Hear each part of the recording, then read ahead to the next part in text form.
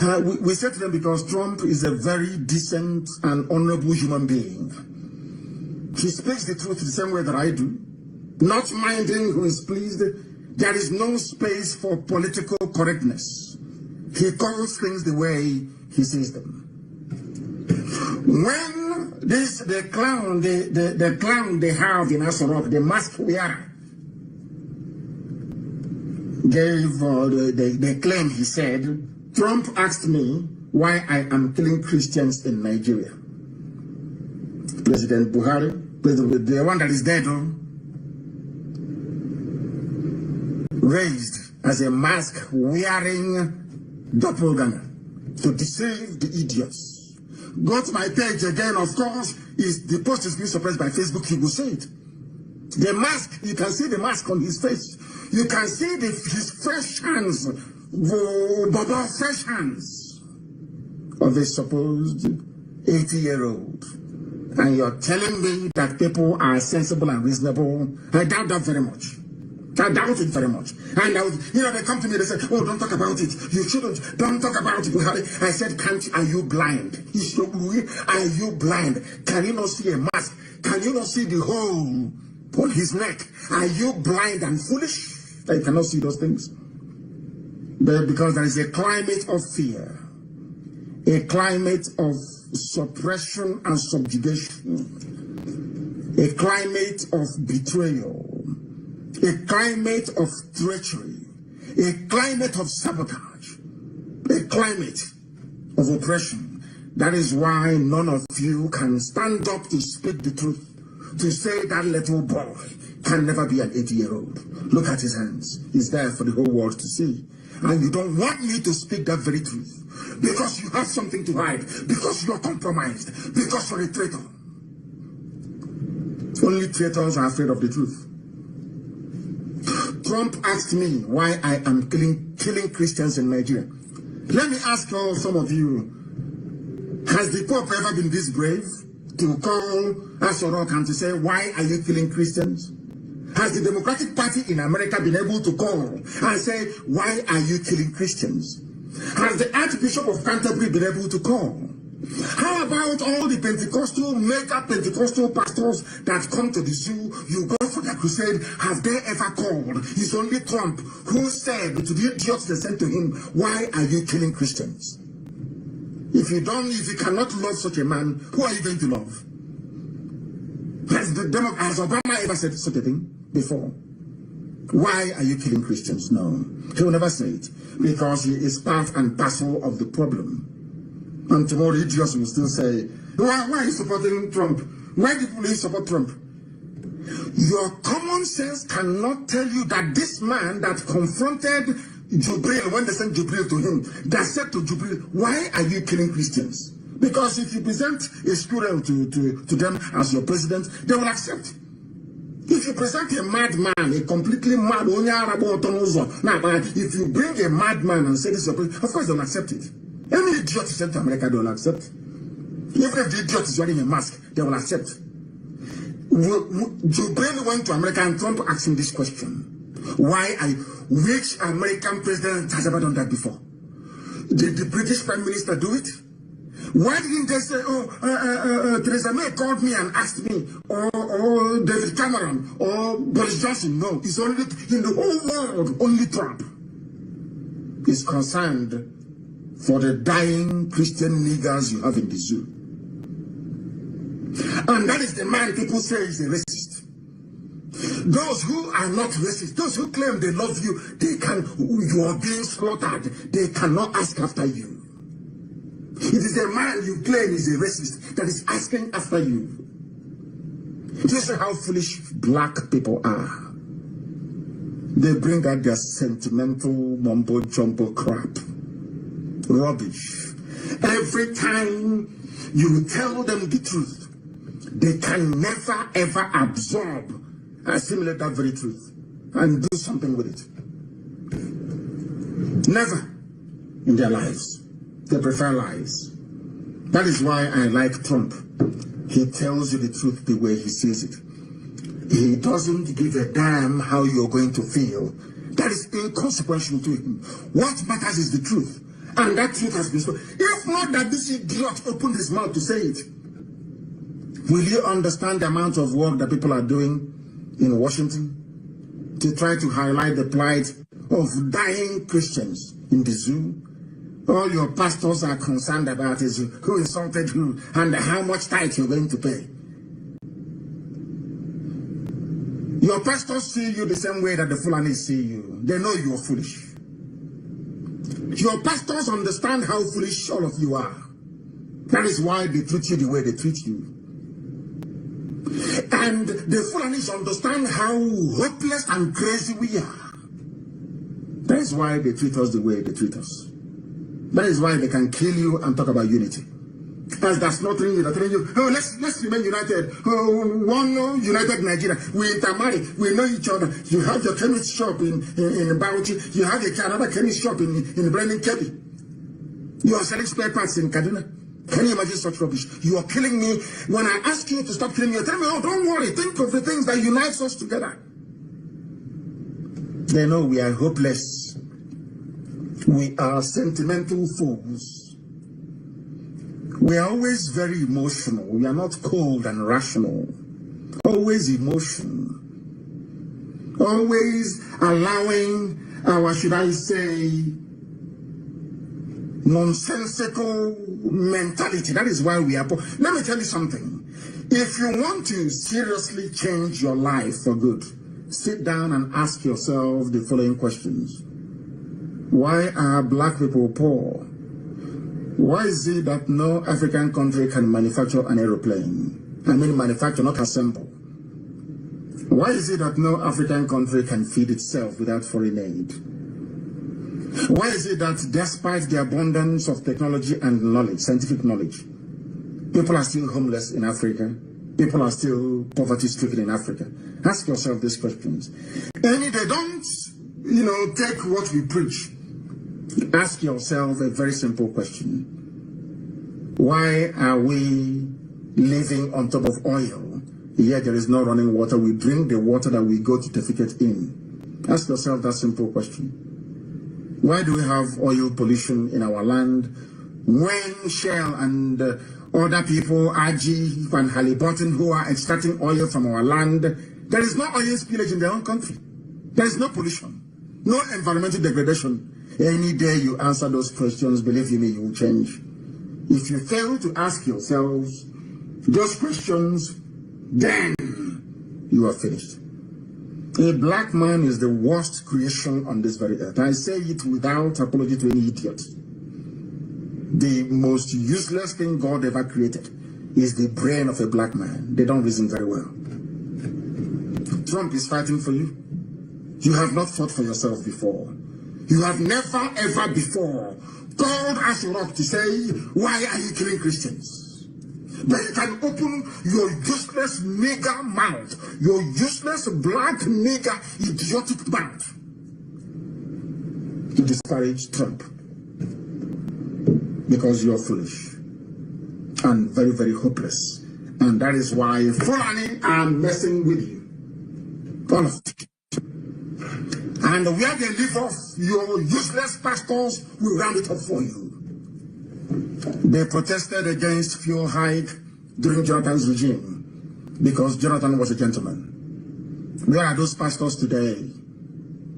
If you can do it under Jonathan and not under this present Janjaweed Fulani Caliphate regime of terrorism, that means you're a hypocrite. The Bible calls you a hypocrite. If you're a pastor that protested under Jonathan, you came out on the streets and you cannot do something now, you are a hypocrite. And if you're a hypocrite, you cannot be the servant of God. It's impossible. These are the things you need to know. Where are all the idiots that told you that they can see in the future? That Buhari is good for you. Where are the idiots now, I ask you? All the idiots with the Bible, where are those fools now, I ask you? Do you see how God disgraced all of them? To say your prophecy is not from me. All that nonsense, all these stupid people, all these idiotic people, these children of perdition that we are predicting about how Buhari is going to bring glory days back.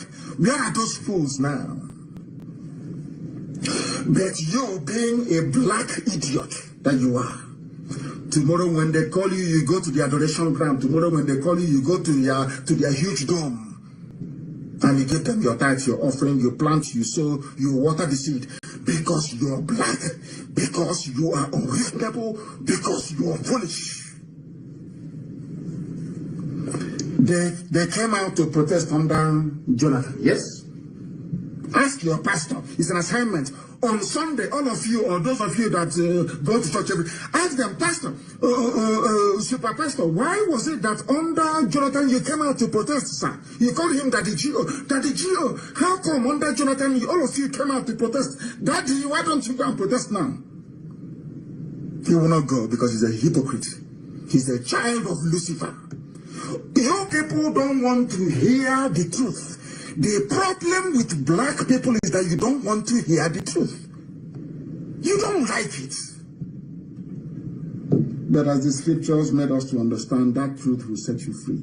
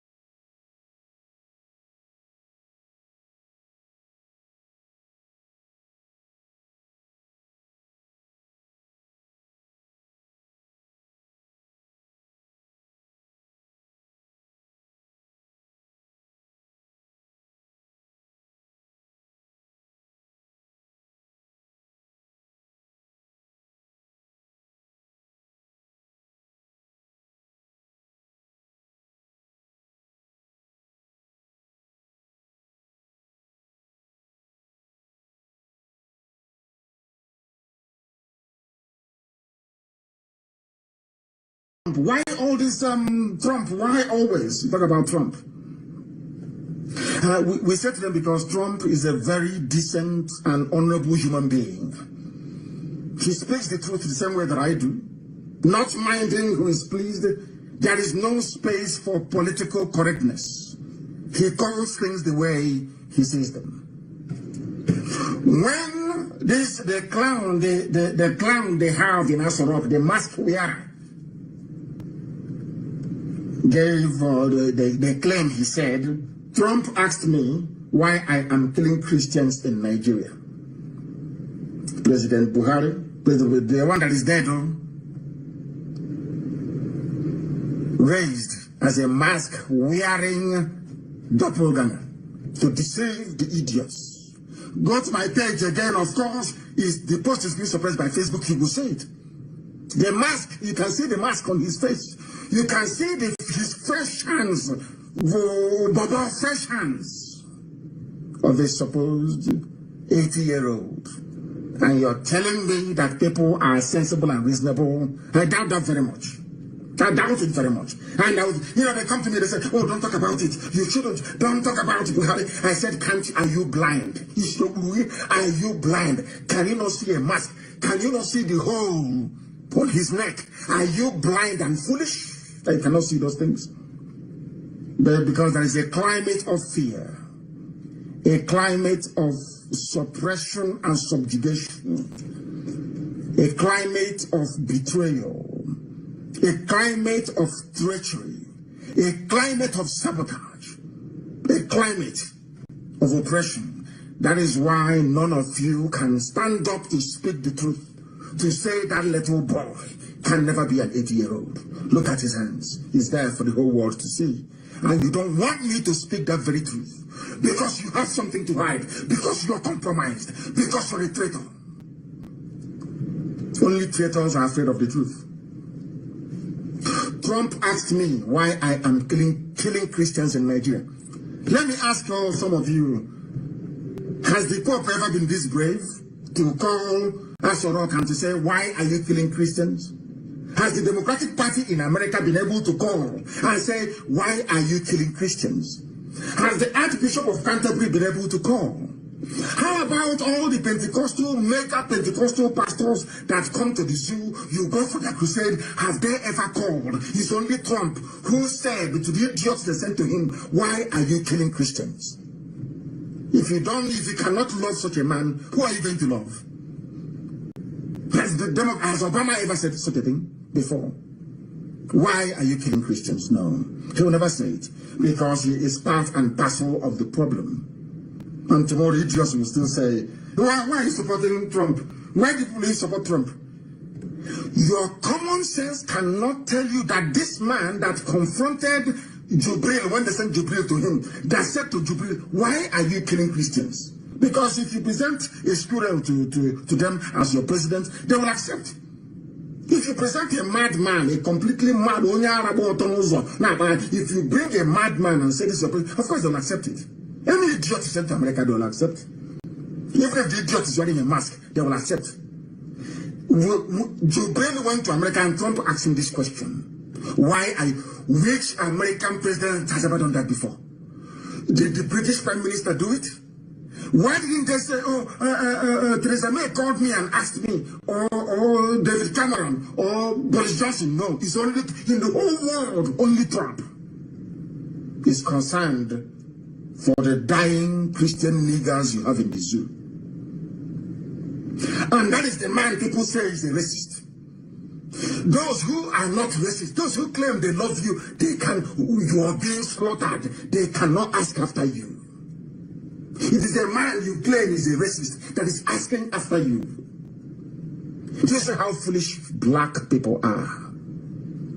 They bring out their sentimental mumbo-jumbo crap. Rubbish. Every time you tell them the truth, they can never ever absorb and assimilate that very truth and do something with it. Never in their lives. They prefer lies. That is why I like Trump. He tells you the truth the way he sees it. He doesn't give a damn how you're going to feel. That is inconsequential to him. What matters is the truth. And that truth has been spoken. If not that this idiot opened his mouth to say it, will you understand the amount of work that people are doing in Washington to try to highlight the plight of dying Christians in the zoo? All your pastors are concerned about is who insulted who and how much tithe you're going to pay. Your pastors see you the same way that the Fulani see you. They know you are foolish. Your pastors understand how foolish all of you are. That is why they treat you the way they treat you. And the Fulanis understand how hopeless and crazy we are. That is why they treat us the way they treat us. That is why they can kill you and talk about unity. As that's not telling you, they're telling you, oh, let's remain united. Oh, one united Nigeria. We intermarry. We know each other. You have your chemist shop in Bauchi. You have another chemist shop in Brennan Kebbi. You are selling spare parts in Kaduna. Can you imagine such rubbish? You are killing me. When I ask you to stop killing me, you tell me, oh, don't worry. Think of the things that unites us together. They know we are hopeless. We are sentimental fools. We are always very emotional. We are not cold and rational. Always emotion. Always allowing our, should I say, nonsensical mentality. That is why we are poor. Let me tell you something. If you want to seriously change your life for good, sit down and ask yourself the following questions. Why are black people poor? Why is it that no African country can manufacture an aeroplane? I mean manufacture, not assemble. Why is it that no African country can feed itself without foreign aid? Why is it that despite the abundance of technology and knowledge, scientific knowledge, people are still homeless in Africa? People are still poverty-stricken in Africa? Ask yourself these questions. And if they don't, take what we preach, ask yourself a very simple question. Why are we living on top of oil, yet there is no running water? We drink the water that we go to defecate in. Ask yourself that simple question. Why do we have oil pollution in our land when Shell and other people, Brgie and Halliburton, who are extracting oil from our land, there is no oil spillage in their own country? There is no pollution, no environmental degradation. Any day you answer those questions, believe me, you will change. If you fail to ask yourselves those questions, then you are finished. A black man is the worst creation on this very earth. I say it without apology to any idiot. The most useless thing God ever created is the brain of a black man. They don't reason very well. Trump is fighting for you. You have not fought for yourself before. You have never ever before called Asurok to say, why are you killing Christians? But you can open your useless nigger mouth, your useless black nigger idiotic mouth to disparage Trump because you're foolish and very, very hopeless. And that is why Fulani are messing with you. All of it. And where they leave off, your useless pastors will round it up for you. They protested against fuel hike during Jonathan's regime because Jonathan was a gentleman. Where are those pastors today? If you can do it under Jonathan and not under this President Janjaweed Fulani Caliphate regime of terrorism, that means you're a hypocrite. The Bible calls you a hypocrite. If you're a pastor that protested under Jonathan, you came out on the streets and you cannot do something now, you are a hypocrite. And if you're a hypocrite, you cannot be the servant of God. It's impossible. These are the things you need to know. Where are all the idiots that told you that they can see in the future? That Buhari is good for you. Where are the idiots now, I ask you? All the idiots with the Bible, where are those fools now, I ask you? Do you see how God disgraced all of them? To say your prophecy is not from me. All that nonsense, all these stupid people, all these idiotic people, these children of perdition that we are predicting about how Buhari is going to bring glory days back. Where are those fools now? But you being a black idiot that you are, tomorrow when they call you, you go to the adoration ground. Tomorrow when they call you, you go to their huge dome. And you give them your tithe, your offering, you plant, you sow, you water the seed. Because you are black, because you are unreasonable, because you are foolish. They came out to protest under Jonathan, yes? Ask your pastor, it's an assignment. On Sunday, all of you, or those of you that go to church, ask them, Pastor, Super Pastor, why was it that under Jonathan you came out to protest, sir? You called him Daddy Gio. Daddy Gio, how come under Jonathan all of you came out to protest? Daddy, why don't you go and protest now? He will not go because he's a hypocrite. He's a child of Lucifer. You people don't want to hear the truth. The problem with black people is that you don't want to hear the truth. You don't like it. But as the scriptures made us to understand, that truth will set you free.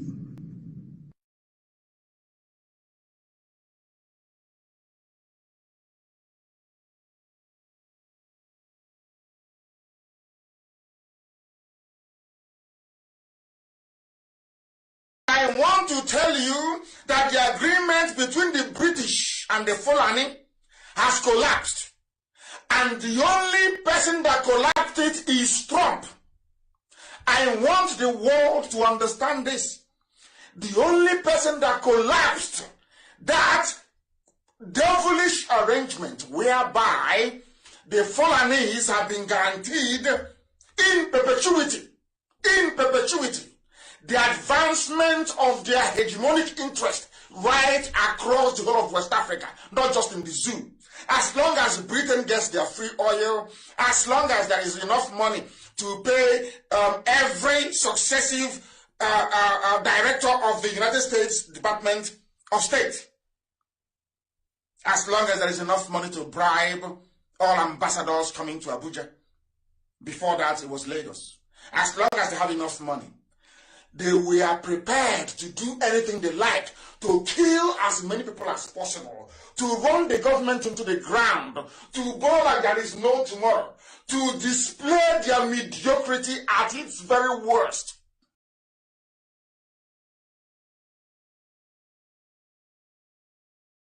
I want to tell you that the agreement between the British and the Fulani has collapsed. And the only person that collapsed it is Trump.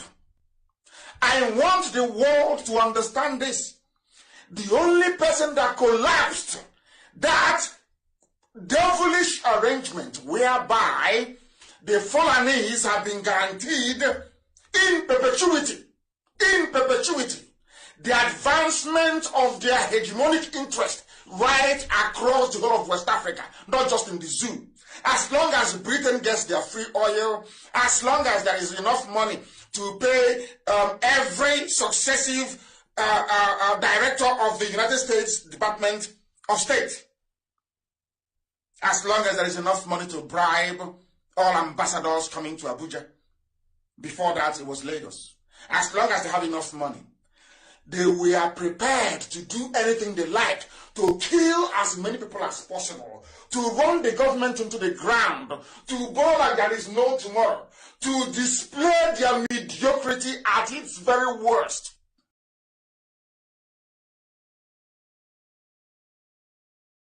I want to tell you that the agreement between the British and the Fulani has collapsed.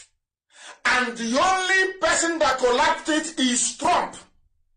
I want the world to understand this. The only person that collapsed that devilish arrangement whereby the Fulanese have been guaranteed in perpetuity, the advancement of their hegemonic interest right across the whole of West Africa, not just in the zoo.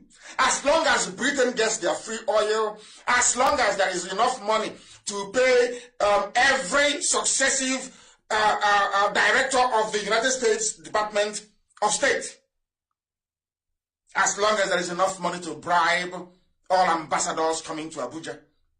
Before that, it was Lagos.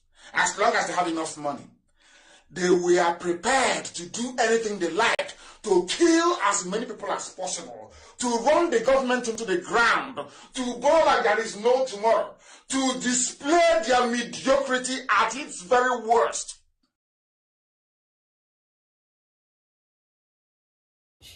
We observe a minute silence to the fallen news of Biafra, and the time starts now.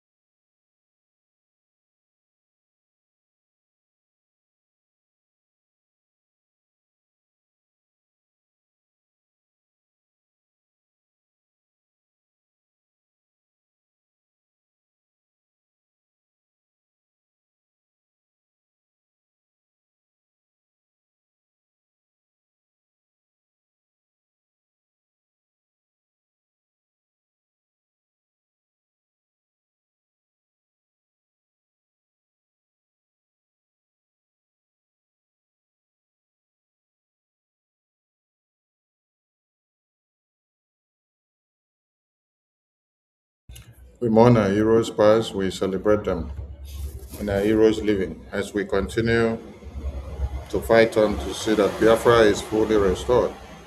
You see, you see, you see, you see.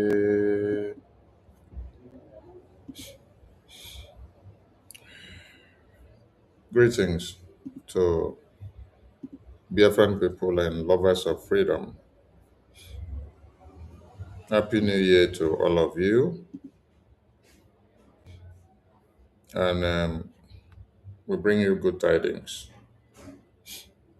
We salute our leaders that have lived before us. And we salute our leaders that are in prison. We salute Biafra Defense Forces.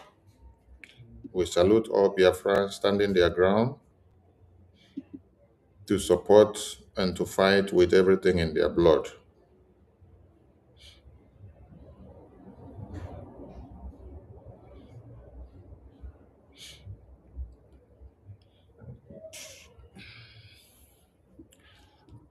The entire cabinet of BRGIE, our APM, and all Biafrans that have supported this freedom to this very day, we appreciate all of you. Yes. Chukudi said we need someone to be coming on Facebook like Adada Ranjo with Igbo language. Let us be communicating there as Mommy Betty no longer coming again. Mommy Betty has been coming. And for you to even say communicating in Igbo,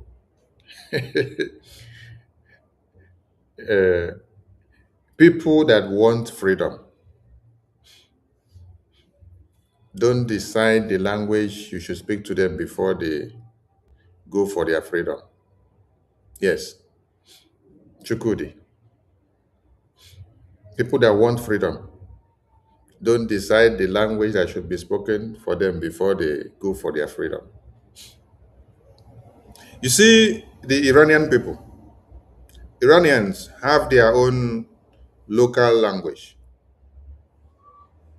but they did not wait to say until America speaks their local language before they will key into their freedom or take a stand to fight back against the terrorist regime that have plagued them for years. You see, the Nepalese people, they have their own Nepal language, but they did not wait and say those that need to help them should come and speak their language before they support their freedom.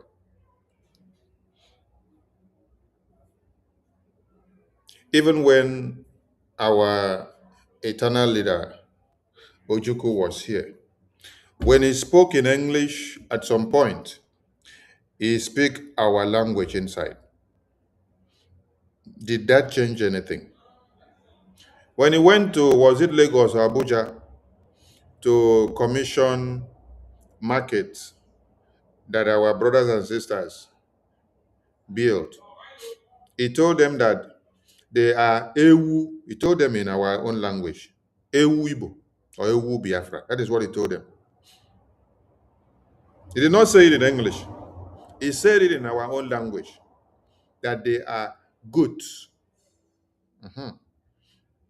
Why did he say so? Because you just finished fighting a genocidal war and you pick up from the debris.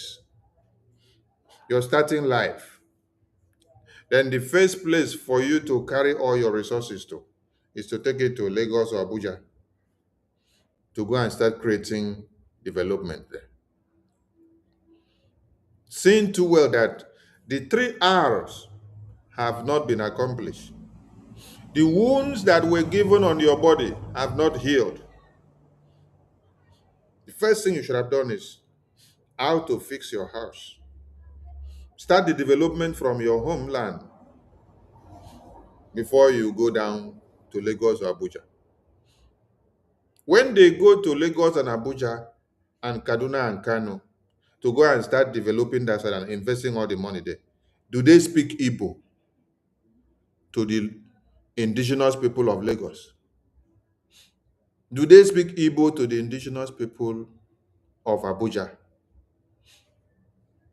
Do they speak Igbo to the indigenous people of Kaduna? No. When you go there, you have to communicate in the language they will understand, right? Ah, okay.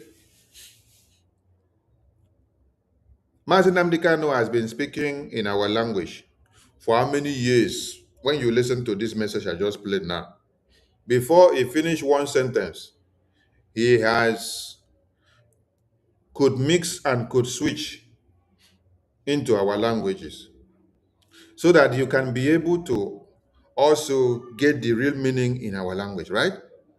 For how many years did he could mix and could switch languages so that people will understand in our language? Since 2012. Calculate 2012 coming down to 2026. How many years is it?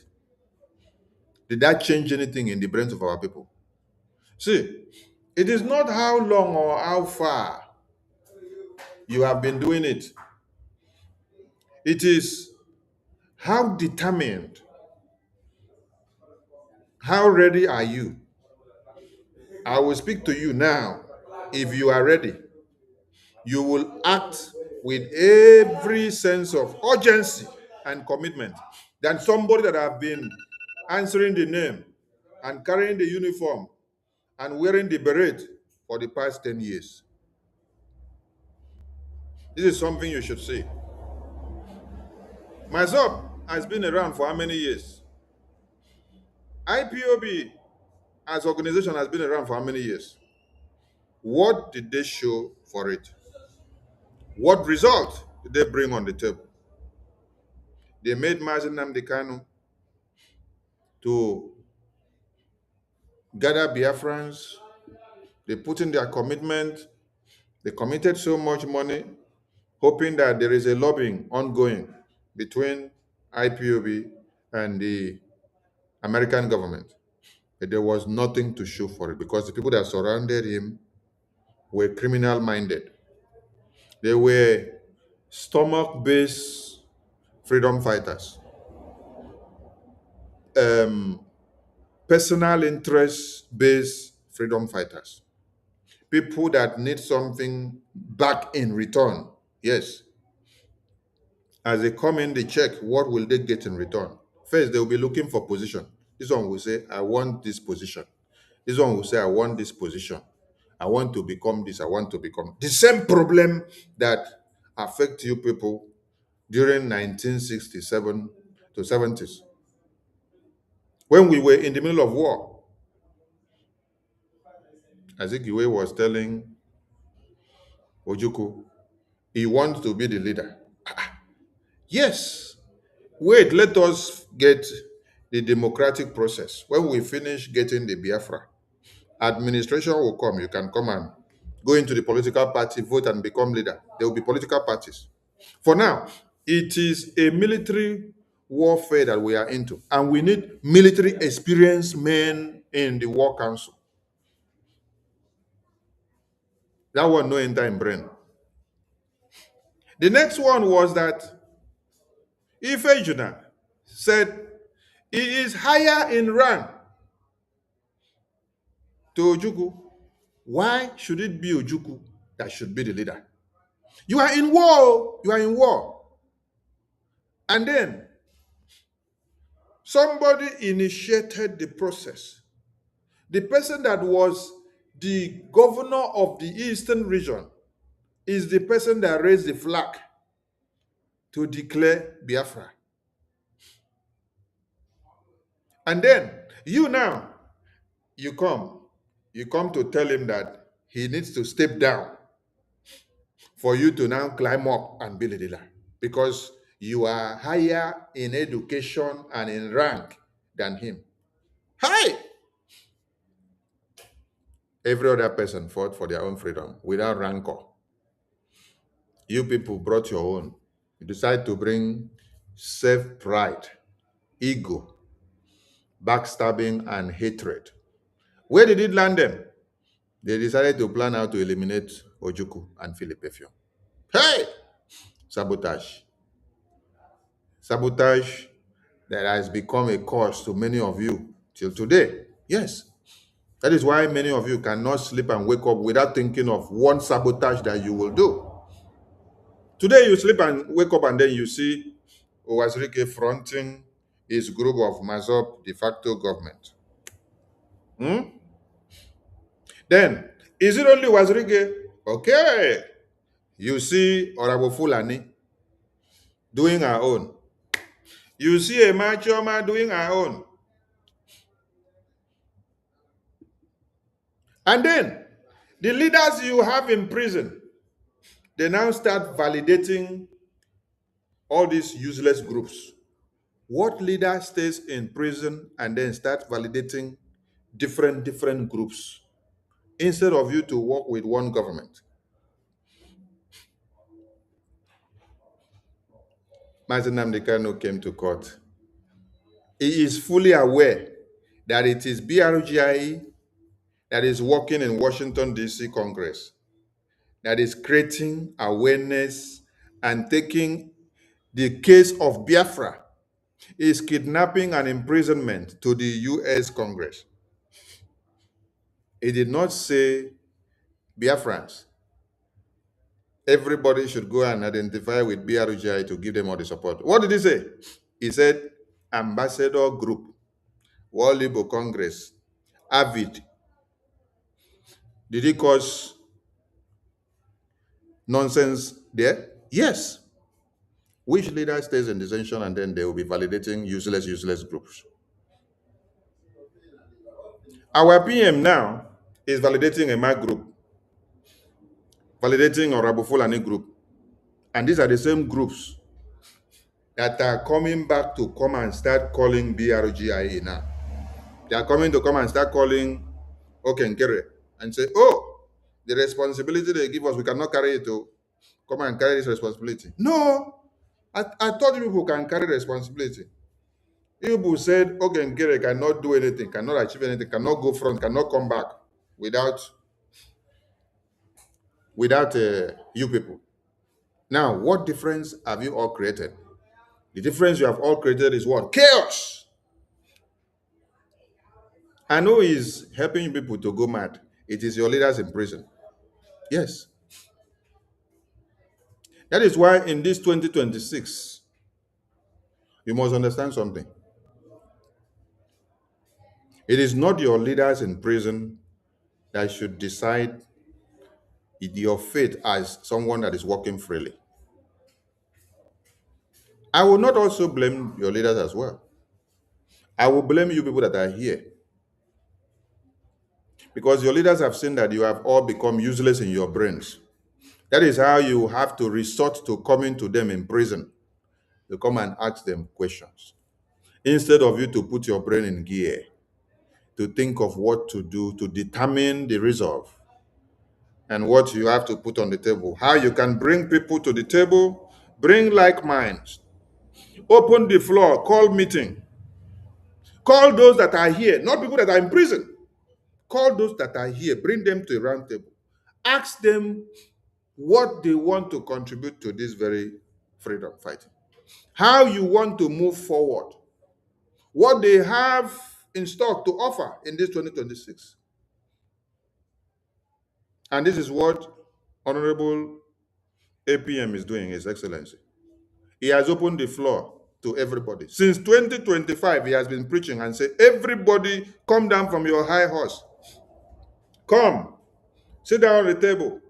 Bring your support because American government knows only one BRGI. We have established the channel already and it is erasable. You cannot erase it. You cannot go and corrupt it. If you try, you go collect koboko and that koboko will cut your leg. Yes. Because the kind of structure that has been built in Washington, D.C. Already with the U.S. lawmakers is one that you cannot go to play or even try to temper. When you try, you go collect vam. You go collect kia.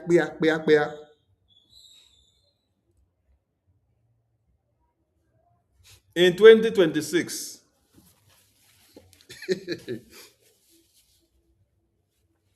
in 2026, it's going to be transformation galore for BRGI. You've done a lot in 2025, and your results speaks extra and extra volumes. Before I go on, let me play something. Before I go on, let me play something so that all of you that are lost in thought, maybe your brains will get reset. Yeah, let's go here. Let's play here from here now. Let us share the screen. This is 2020. This is 2026. 2026. It go be a by now. This 2026 go be a by now. 2026 is gonna be a by now. 2026 is gonna be a by now. So give all your support to BRGI because we have a lot. Now listen to our message from our PM. Order, no order from DSS dungeon. The reason for us not taking order anymore from the DSS dungeon is to... Same way you listen to that message from the beginning. We are not taking orders from DSS dungeon, from Nigerian prison. We are not taking order from Finland prison. The reason for that is to protect those our leaders, to protect Mazinam Nekaran from prison, to protect Mazi Saifoneba from prison. So any order that is coming out from prison now, from Finland and from Nigeria, from these leaders, we are not taking that order because it is for their own good. They can't be in prison and be leading people that are here and be giving orders. Because if we use what they are saying to do anything to implicate them and they will not come out again forever, they will be dead and gone inside prison because everything we will use their name to do will implicate them. So we are not taking orders from them in prison. Guard our leader. We want our leader to be safe. We want to exonerate our leader from anything that Biafrans will be doing for his own best interest. So anything that we shall be doing going forward in 2025, 2026, 2027, or till Biafra comes, as far as our leaders are in prison, we will not tag their name. We will not put that they are the one giving the order, or they said this, or they directed this. It is for their own good. It is to keep them away, because if we put their names, it will be used against them. So for all of you that are using our leaders' name, Simon Ekpa name, Mazinam Dekano name, and then you say he is giving order, he's telling you to come and do this, telling you to come and do this, desist from it.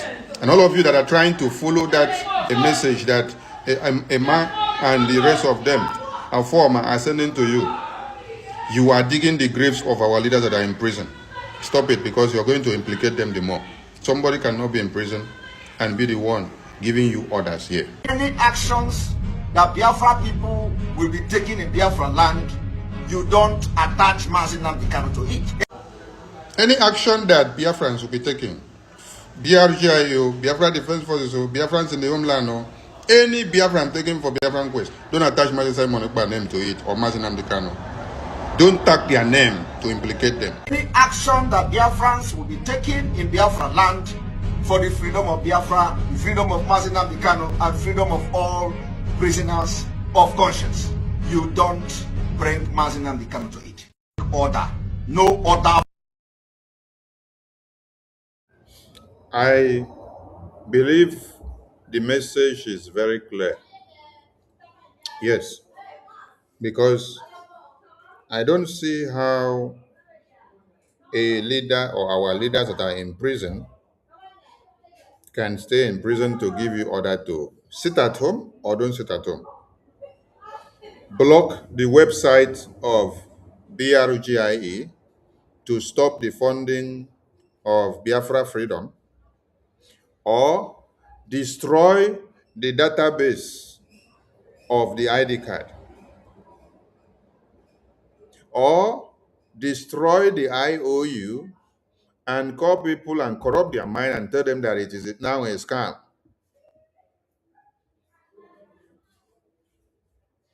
or criminalize the Biafra Defense Forces who are in cold as I speak here now. Where I am seated and I am using electricity and I am using laptop to speak. And I also have a phone in my hand here that I can receive call. If I need water to drink now, I can get it. If I need food to eat now, I can get it. If I want to rush out to any place now, I can go. But Biafra Defense Forces are in the bushes as we speak now. Their barrack that you hear of is not well defined because they are still in the pursuit of getting Biafra land fully liberated. So they don't have a well-established barrack that they have every facilities in it.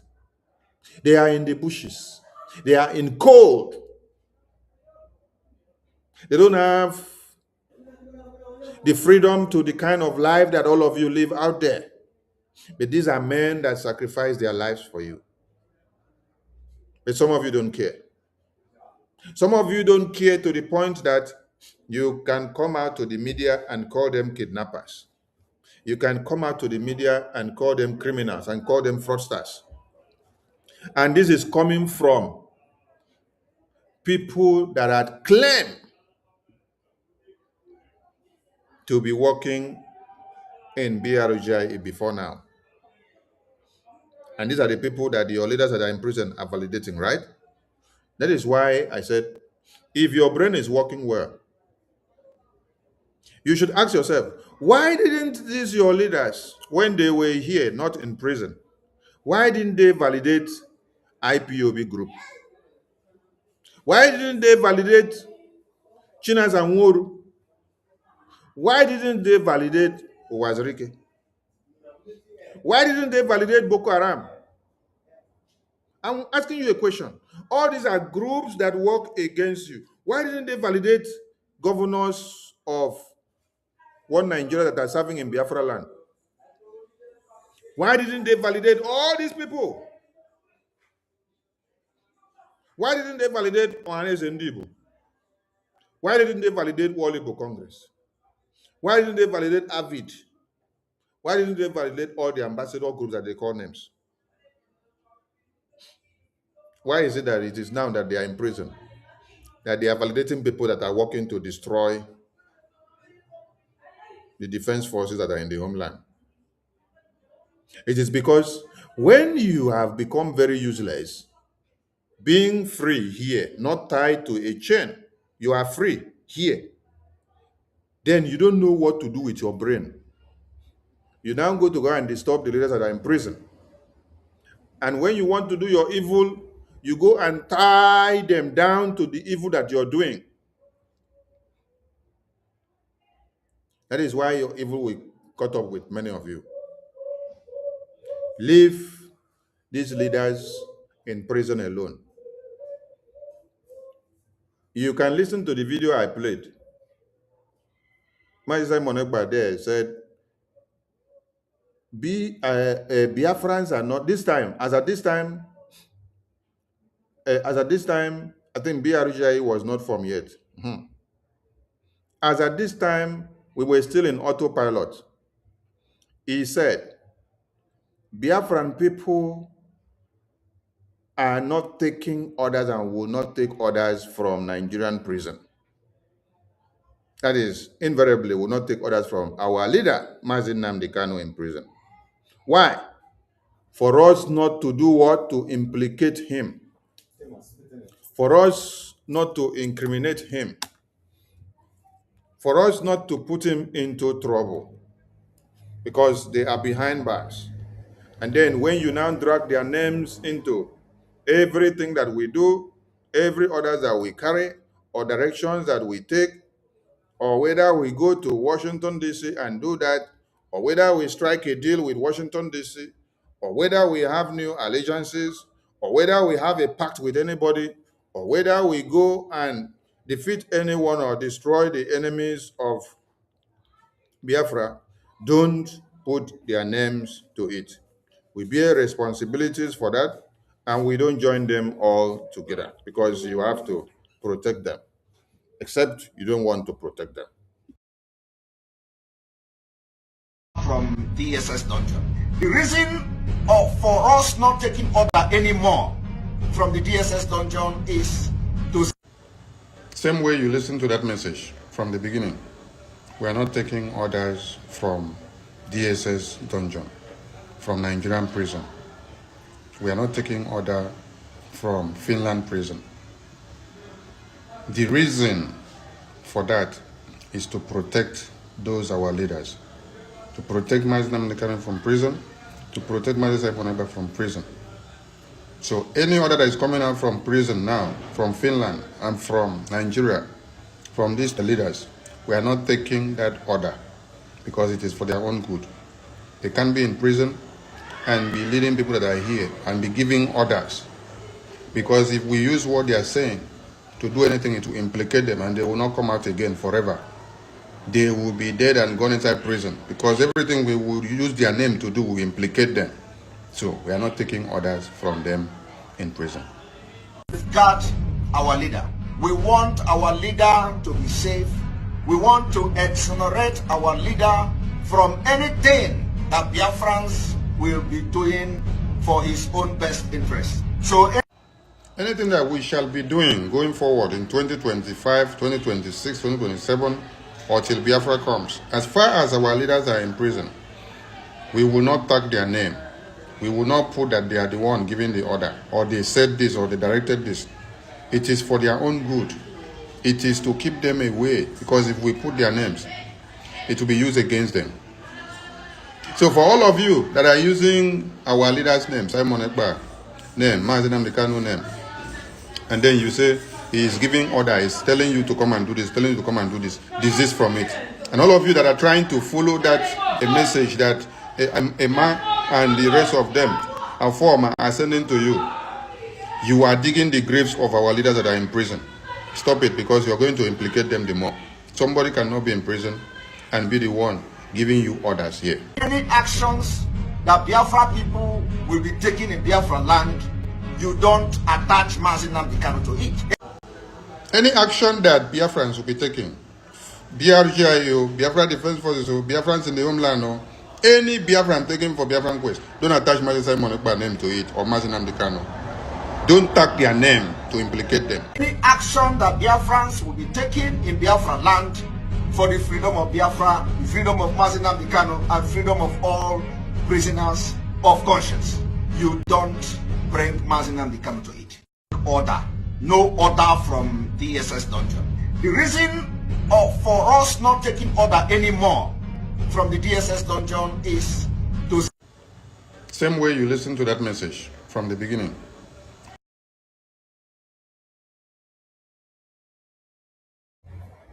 It is getting clearer, and you must understand what we are saying.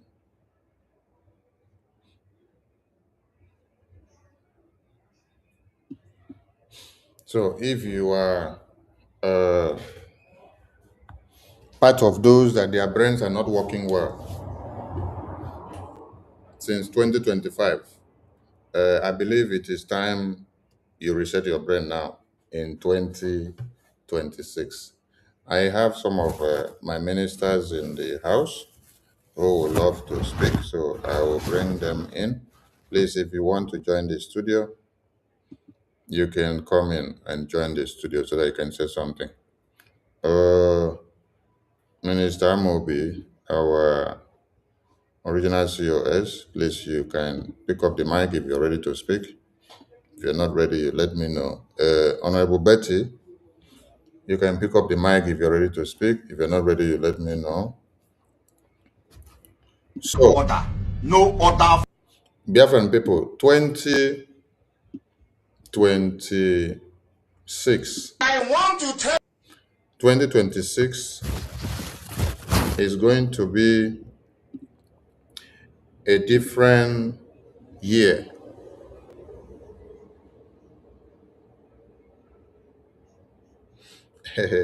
Mazi Tekwalo. Mazi Tekwalo. Abeg, shoot your sword. Make you no scatter. No scatter everywhere with your sword. Oh, big or no. Please, those that want to join studio, you can join the studio to come and say one or two. The link is posted in the Reps and Admin platform. Is also posted in the official government platform and the media team platform. So if you want to join the studio, you can come up. Honorable Betty, are you on the mic? I don't know. Am I coming out? Yes, we can hear you. Go ahead. Okay. Thank you so much for what you are doing for Biafrans. And in fact, we cannot express our gratitude enough. Heaven and earth knows that you are doing so much for us. We love you for that, and we thank God for giving us men like you who have the sense of reasoning, very good way of articulation. In fact, I am surprised when I heard that video and I was somehow happy because most of the time our people they forget very easily because most people know that Biafrans, Igbos, we are not political animals. We are not as Order. much politicized like our counterparts, unfortunately. That's why we appear to be taken unawares at this time. So before I go ahead, I will thank God for our leader, Mazin Nnamdi Kanu, the man that saw tomorrow. May God continue to bless him. I know that the plan of the enemy by taking him to Sokoto is for them to buy him easily, but God is always with that man. They would have killed him in Kenya, but since they did not kill him there, Onyendu will never die on the street because he's a king, and that king he remains. We are praying for his release. And I know that what our APM is doing now is definitely going to release him and Mazi Simon, our PM. I thank God for his life and the life of our PM, Mazi Simon Ejibuago. Our APM, I pray for his going out and coming in to be protected by God Almighty. Guide him, give him more wisdom and knowledge as a critical thinker that he is. And Triple General, the general that protects the poor voluntarily. You see, Biafrans, every time they will be telling you things, talking to you, some of you will not listen, you will not hear. You people should come out of this saga from Imam Madabo and his group. If he wants to come back, let him come back. We are all Biafrans. Let them not keep using PMs, all this emotional blackmail, that they are using on PM. At least you have all heard now. I mean, those of you who are here, because I'm going to use this again tomorrow in my program so that more people will hear. You have all heard it, that he said it by himself.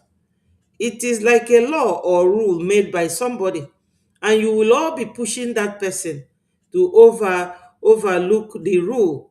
That is the nepotism we talk about. IMM, Imamado. Biafra is not going to work that way. So all our leaders, we are all praying to God for their release. We are not happy that they are detained. Nobody likes to be a detainee or a prisoner of conscience or political prisoner. But it is what it is, my people. He has said it, that we will not take order from Onyendu. Because one is that you don't know whether that order was made by him, or some people made it and forged his signature because he's incommunicado. You cannot confirm it. And legally, when somebody is in prison and they are giving you something, you cannot substantiate it. You cannot use it as a clear evidence of what that person said, because he can deny that he was not the one who gave you that authorization. So every time our people will be saying, you don't listen to Imam Adabu, the CRC is this, is that. Remember, my people, that BRGIE created that CRC. So somebody you created that is your branch, you that is the trunk, will now be bent to start listening to your branch. It is something I can call an ad hoc branch of BRGIE, which will be dissolved when Biafra finally goes home. So why does he think that he that Brgie created will now be giving Brgie order using PM? I don't think that PM understands what they are doing with his name. He does not. And I will not blame him. I will never blame PM, just like I will never blame Onyendu. We should learn how to be united. When you look at your opponent, if you are in the ring fighting, you keep focusing on your opponent. Forget about those who are cheering you up. Even your enemy can cheer you up, and you will be looking at them. Then your opponent will beat you down. So these Fulanis, they are using whoever they are using. We don't know who they are using. So even if you come back now, we will give you time, watch you, see your modus operandi. Maybe in the next 7 to 8 months, if you pass the test, you will become full member of BRGIE. I'm telling you the truth, because you people, you have actually disappointed us in this struggle. Let nobody keep telling us, coming here with emotional blackmail. Oh, it's PM. Oh, it's this. So that you will record the person. Tomorrow you will go and keep your record. When PM comes out, you will start playing it to make yourself look good before him. Remember that we are all Biafrans. If Ojukwu's family should start laying claim, how most of you lay claim over Biafra, then Biafra will never pass Newi to any other person. But Ojukwu sacrificed his father's wealth, himself, and one of his brothers that died during the war. Ojukwu even went to war at where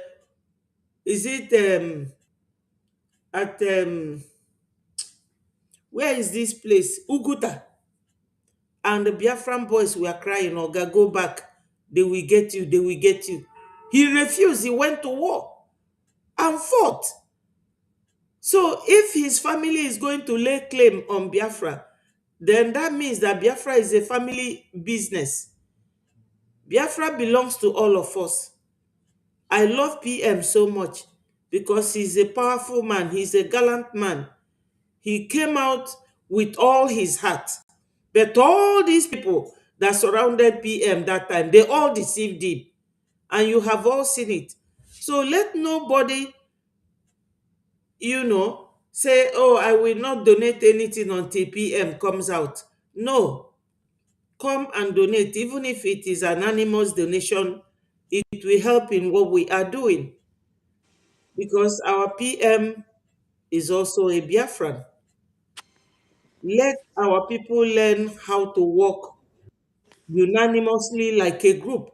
Look at now, people like Somaliland, they have gotten their recognition because they were working in unity.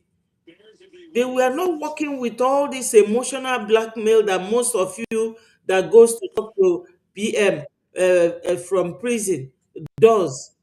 Are we happy that he's in prison? I personally am not happy. And I know that many of you who are genuinely fighting for Biafra are not happy. The same thing goes to Onyendu Mazin Nnamdi Kanu. So let us stop all this emotional blackmail, because it will not get us Biafra. What Thank you. will get us Biafra is unity. Thank you, Honorable Betty. Thank you, sir. Thank you so much. So Thank you. let other people talk to Biafrans, because we need to talk to each other. We learn from each other. I Thank greet you, Mezier and Mighty Dot. I thank you. welcome you people, and I say all hail Biafra. Oh, here Biafra. Thank you Oh, so yeah. Thank you so much. We welcome our ministers, Honorable Meshia and Honorable Mighty Dot. Welcome to the studio. Honorable Meshia, you may go ahead now. There will.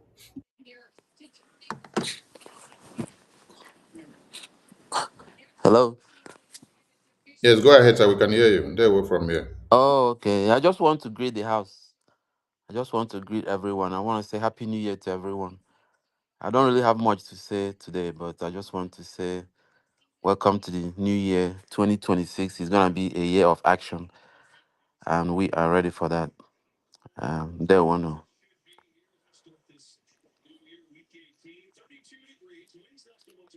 Thank you, Mazi Meshia. Thank you so much. Honorable Mighty Dot, you may go ahead, sir. Yes, can you hear me? Yeah, we can hear you. Go ahead, sir. All right, greetings, Igbo. Come down. Come down. Yeah, happy New Year, everybody. I mean, come. Thank you so much. Thank you, my brother. I greet you, Sister Betty Mwada. Thank you for your good work. We have entered a new year, and I'm sure you're ready for the new year. Because we will never stop, we will never relent, we will never back down until Biafra is fully restored. Because here I am right now, I'm still really, really feeling ashamed of myself as an individual, because I feel like a homeless person. Without Biafra, there is no home for us. If any Yeah. of you do not understand right now that is listening to me, you are in diaspora, wherever you are, you have no home. You are homeless. If you do not understand that, get that into your head. You are homeless. Some people have traveled from Europe.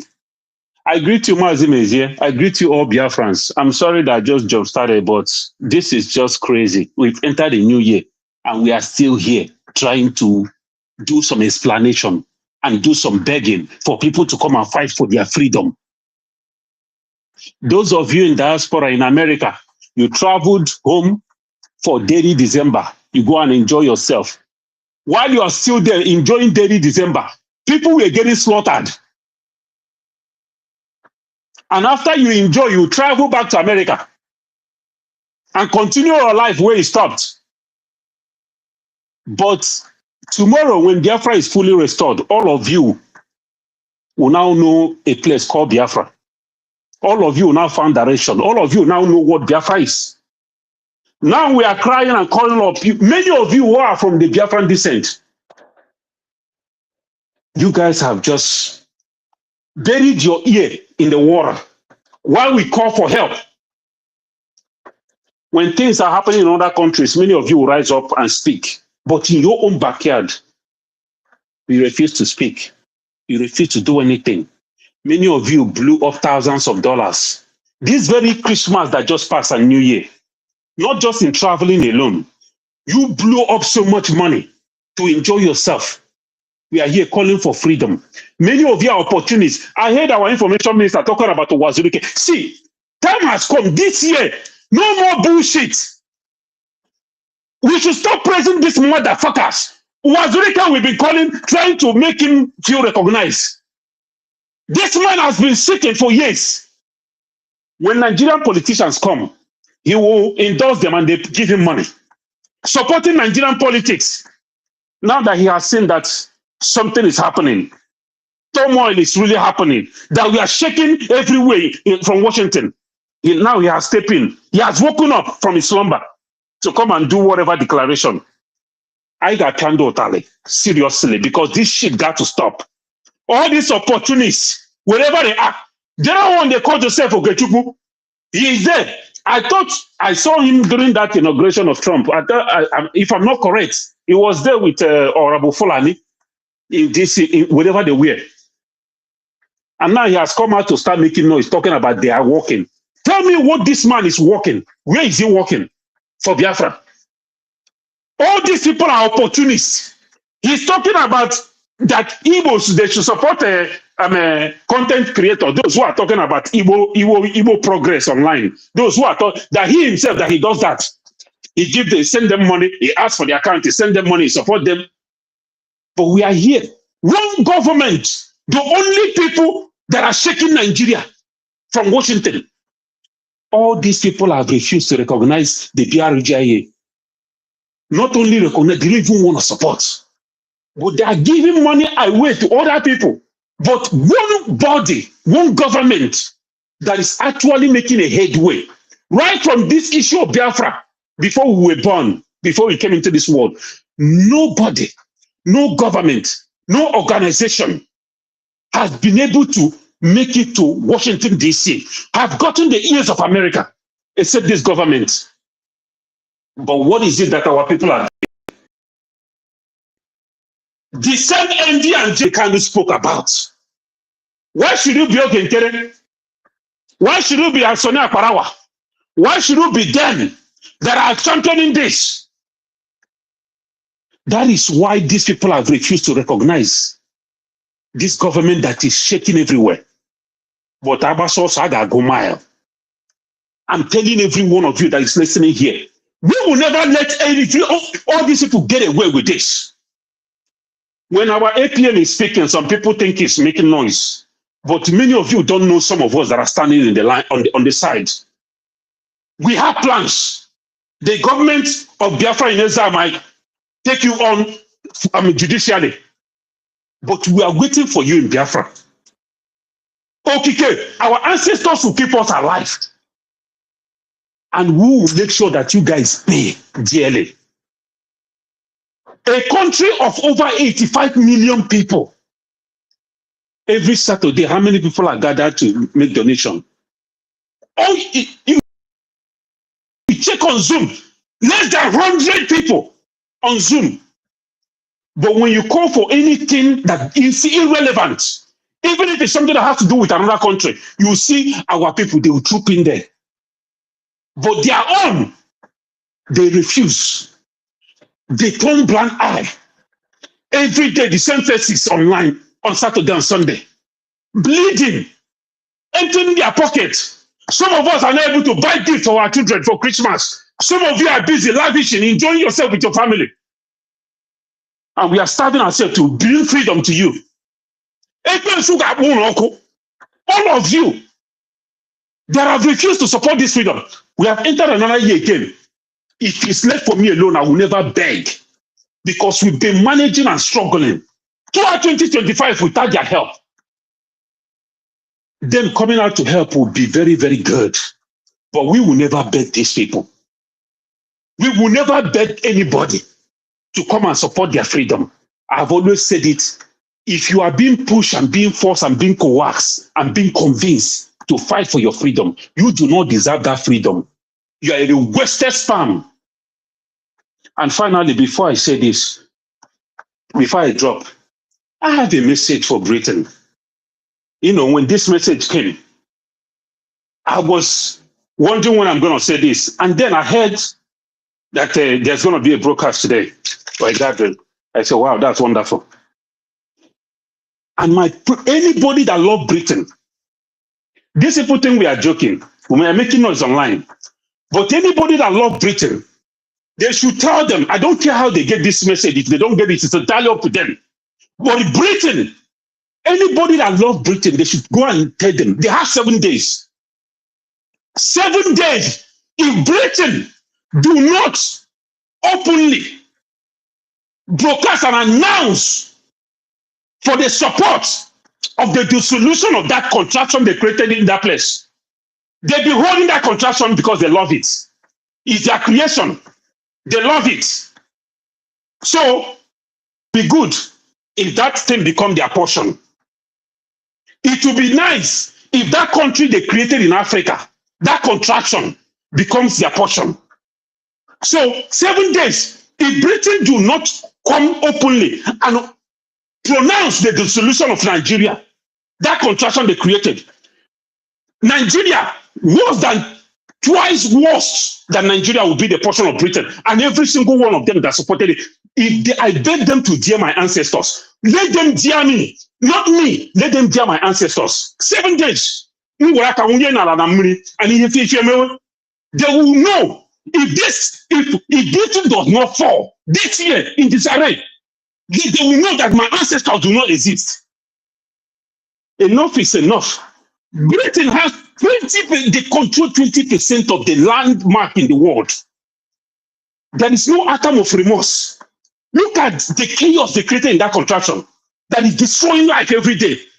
Instead of remorse, they are doing everything hard to make sure they hold that contraction to continue to exist. 7 days, then they will know if my ancestors are alive or not. My brothers and sisters, those who are standing the ground, holding the line, will continue to hold this line. We will, like Mazi, our information minister just said, we are not going to listen to anybody. If those people think that Mazi Namdekano or Mazi Simoneta will be in prison, in detention by the enemies to come and destroy these movements, they will use them. No, they have failed. We have come to this mission. We have sacrificed a lot. We are putting so much in this mission. Nobody, no man or woman will ever stop this mission from being fulfilled. Nobody. We will continue to stand with our APM. We'll continue to stand with this government. We'll continue to stand with American government and Israeli government. And we are going to get our recognition. And we are going to build a nation that will bring joy and that will bring solace and that will bring succor to our people who have suffered for a very long time. Thank you, my people. Thank you, and your information minister. Thank you, Mwachineke. Thank you so much for joining. We have more people waiting there. Let me bring them to the studio.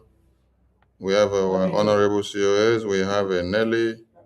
Please, we need more people to come and speak. If you want to come in, the link is there. All right, those that have spoken, we will open the floor so that others can enter. Honorable COS, are you ready to speak? Or Nelly, who is ready? Nelly or COS? Who is ready amongst you can go ahead. Thank you, Honorable Mighty Dot. Thank you, Honorable Maishia. Thank you, Honorable Betty, who have spoken before now. I appreciate all of you. And we must continue. Wait. Honorable COS, are you ready to speak? Nelly, are you ready? You can unmute yourself. Unmute the mic and take the floor. Unmute the mic and take the floor. Okay. Good evening, everyone, or good morning, or good afternoon, depending on your time and zone. Ndewonu, all Biafrans. Ndewonu. I greet you, all Minister of Information, for your good work, your doggedness. I thank our acting PM for his effort that he has never allowed this struggle to go down, despite the hurdles, the sabotage. He is remaining strong, and all the Brgie cabinet members. Ndewonu. My special greetings to Mazi Nnamdi Kanu, who has been suffering from time immemorial up to this very time, even with his ill health, he's held incommunicado and he's still standing strong. May God grant him his grace that he will live to see Biafra. Even our our PM, where he is, may God open his eye to shut the doors of the sabotage, of the saboteurs who are coming to deceive him where he is. And we pray for his release. Ndewonu. So I just want to use this opportunity again to ịgba ndị be anyị ume and to let them know that it is even high time for them to know who is right, on the right track. A group come, you attack a particular person. Another group come, attacking a particular person, and two of you are different. You should know that this person whom you are attacking is on the right track. Those that are still wangling, you should know that Brgie is the government that has been instituted, just like Mama Betty said. A committee cannot be bigger than a body that said the committee. I have been saying this time without number. For you to be bragging that CRC, I've said that the CRC amagoria because someone has CRC moria, okwesiri man oria to settle peace, dispute, and he failed in his duty. Nelly, please, before you continue, this very BRGI has no CRC. So I want everybody to know that. Saying. So people should stop giving credence to something that does not exist. The CRC that BRGI had was dissolved. Yes, it was dismembered. Yeah. So as we stand now, there is no CRC. So anybody that's parading themselves as they are having their different groups, they are not under BRGI. And BRGI would not sit down to see any idiot trying to create some kind of chaos, and then we take it on easy with such person. Go ahead, thank you. Yeah, just the same thing, because I'm saying that he didn't know his duty. And when you did not know your duty, is it to carry at the government that you will know what to do? So already you failed in little assignment that was given to you. So you cannot handle a bigger assignment. So we have only one government, which is being mounted or being piloted by the acting prime minister in the person of Mazi Ogechukwu Nkere. So we are begging our people to stop going astray. Stop going astray. Ọtụtụ ndị mmadụ alago for this struggle. So your effort is still helping for people to be going down. So to avoid this, we want to go and let us grab this opportunity that is before us. You see, Mazi Nnamdi Kanu has been crying for the crying of Christians. And that is what the president of US stands, knowing that they are fighting the same cause.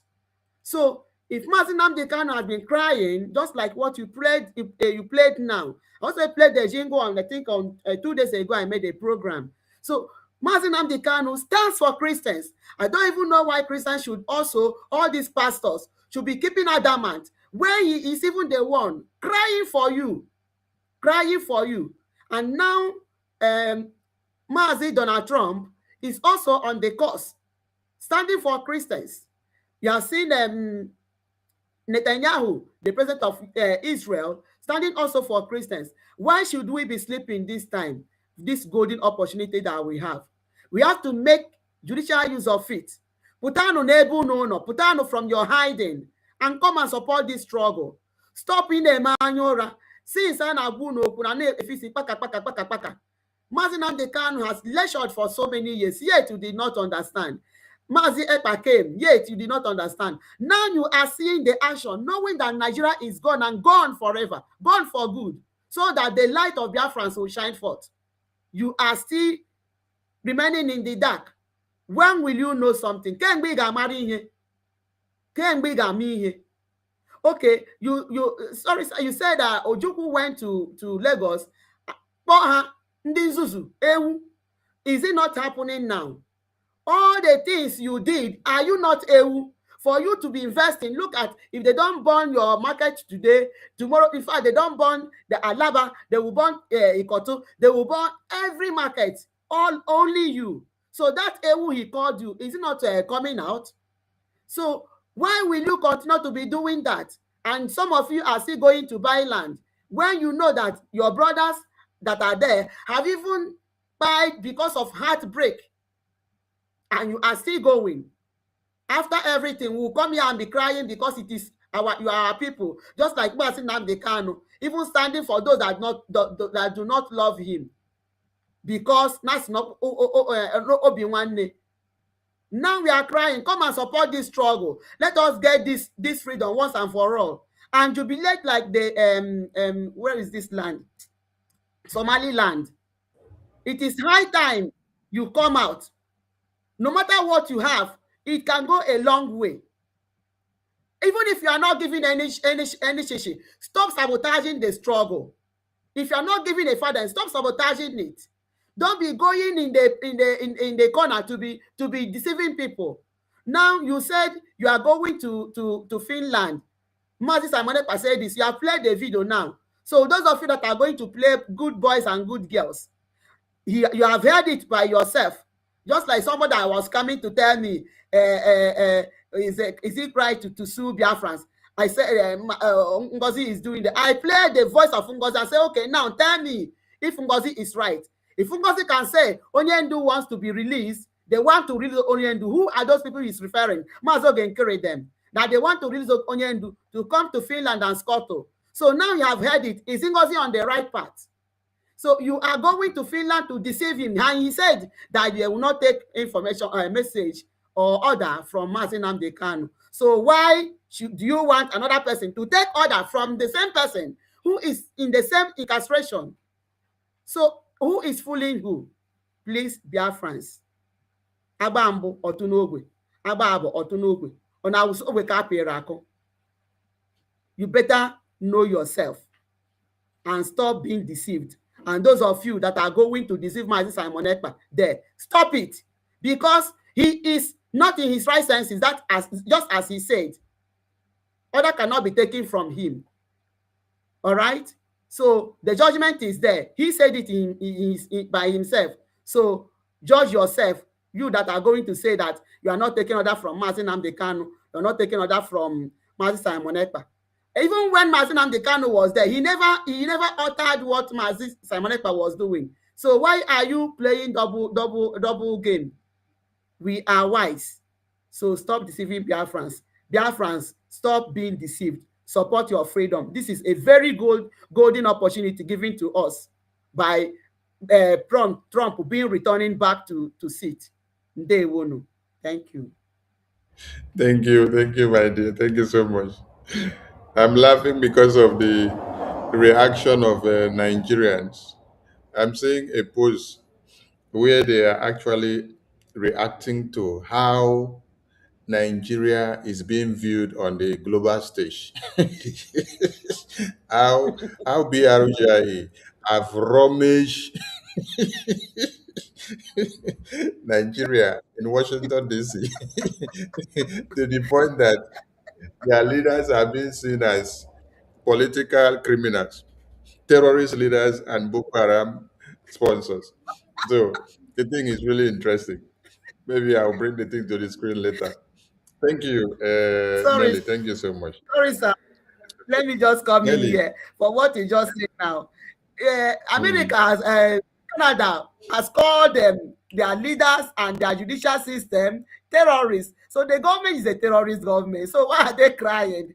Attacking even myself, Elias and the Brgie is of no use. What we are doing is a right thing. We are helping the world to know that they are terrorist government. So, oh Thank God. you, Nelly. Nelly, you're not on the Telegram media group or the Twitter media group. Are you not on Twitter? Are you not on Telegram? I'm on Twitter. I have even this thing. I have posted it on my Twitter handle.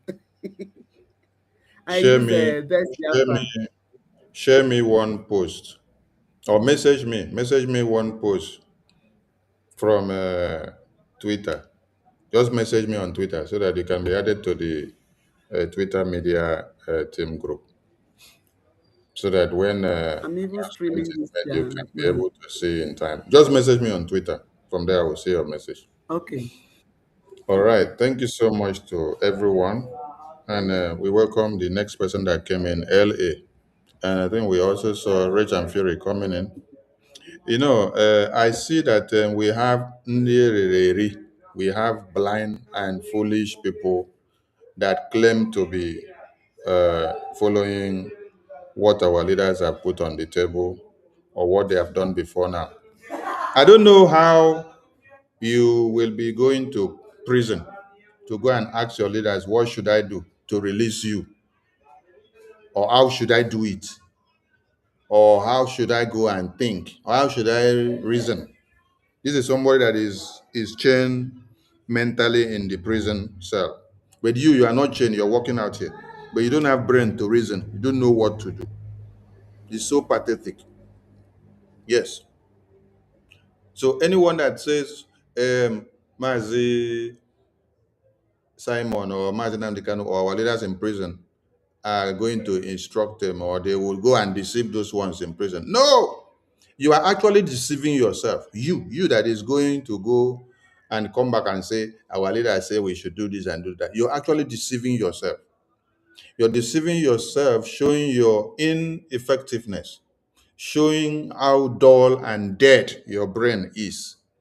That your leaders, Martin Amdekano spent from 2012 teaching you till 2020. Let me call it till 2025. Because even as he is in prison, whenever he come to court, he will drop one message. One of the messages he dropped was, I have been in prison for the past 4 years, and this fifth year will not stop me or will not make me to bow to pressure. That what it stands on is what? Biafra. What does that message mean? That message is to embolden you to continue whatever you're doing because Nigeria is feeling the heat. And on the 20th of November, he came to that court on conditions. The conditions that he should plead that he will not fight for Biafra again and sign papers, and the condition that he continued to stand for Biafra in toto, meaning that he is giving you the go ahead to continue what you are doing internationally, in the homeland, and in everywhere. But that man has opened his mouth and said, continue doing what you're doing. If they like, let them say they want to kill me. And that is a strong message to you, meaning that Biafra is unstoppable. But you are not doing that. You now decide to go and start using their names inside prison and say, oh, I go to prison. They say I should come and tell you to come and do. So if you take Mazi Nnamdi Kanu life out, you take Mazi Simon Ekpa life out, you cannot reason. Your brain doesn't work. Don't know what to do to go forward. If there was no template, you cannot even derive a template with your own brain. You can't bring yourselves together to think of how to derive a template. But there is already a template. There is already a roadmap. There is a lobbyist in Washington, D.C. that has already started doing something.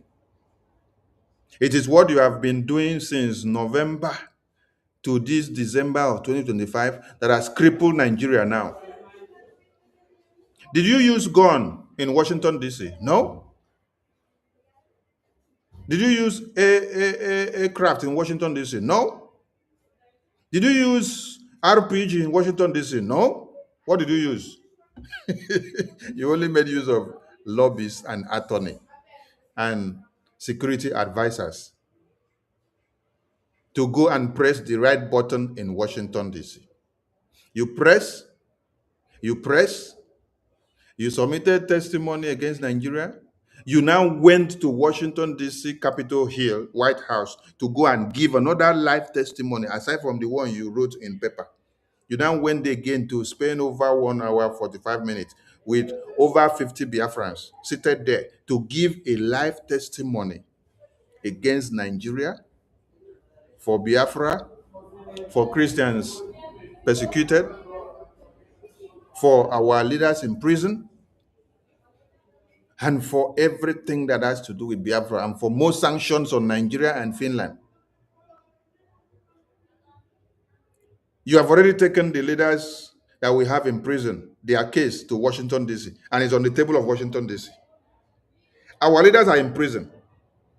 They did not tell us to take their case to Washington, D.C. I want to ask all of you, did Mazi Simon Ekpa or Mazi Nnamdi Kanu call us to tell us, take his case to Washington, D.C., go and meet the U.S. Congress on my case, go and educate them? No!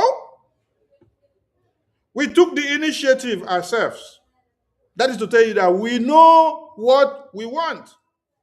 We know what to do. With our leaders breathing or not breathing, we know what to do. When they are shut up, we know what to do. When they are locked up, we know what to do. When they are chained, we know what to do. We know the very button to press. They did not instruct us to take their case, to go and petition Finland and Nigeria in Washington, D.C. They did not instruct us to go and submit a congressional testimony. No, Brgie had their think tank, and then they came together to decide what to do in the absence of our leader. Ask all those other splinter groups, what have they been able to use their brain and do without our leaders that are in prison? Now they say they are going to go and see them to ask for what to do, to instruct them. Chai! Dead brain. I did not know that the man is dead brain like this. So all the professors that you hear and the doctors, they say Choma and Bryson, they are professors and doctors. So they don't have brain, don't know what to do, while our leaders are in prison. Chai! Hello, man. You have to go to prison to now go and ask what to do.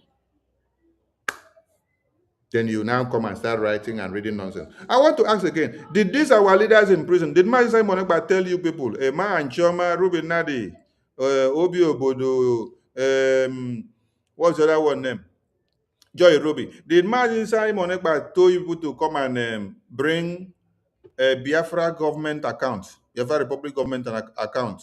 Because you people brought Biafra Republic Government movement of account to come and split it on the media. You gave it to Ife, you gave it to university, you gave it to Mazda, you gave it to all the media team, you gave it to Ajay. They put it on the screen, they were displaying it, they were reading it. Movement of account of BRGI. All you were doing is to sabotage BRGI and to destroy Okenkere and destroy Sonny. You see? Thinking that you're doing Sonny and Okenkere, but who are you doing? You're doing yourself, because the repercussion is falling back to you. So what all of you have been doing or have achieved since November of 2025 to 2024, 2025 is to destroy. Nothing to show that has moved you people forward. So we would like to reassess your assessment record of 2025 to know what people have done.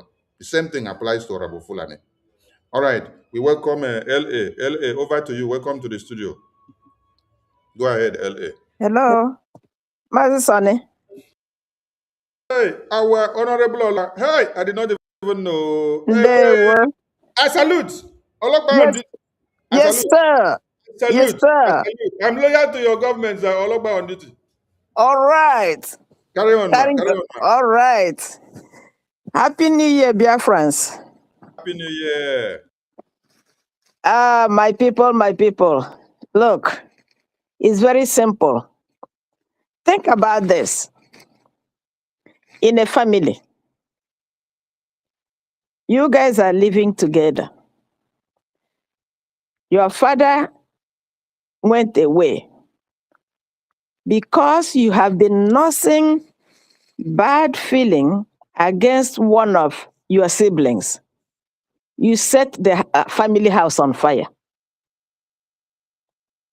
forgetting that you need a place to sleep that first night, not the subsequent nights, but that first night you need a place to sleep. You don't remember that. You set the house on fire just because your father is not there. That's what Ngozi and her group did. Then the remaining gang come back and even remove the foundation of the house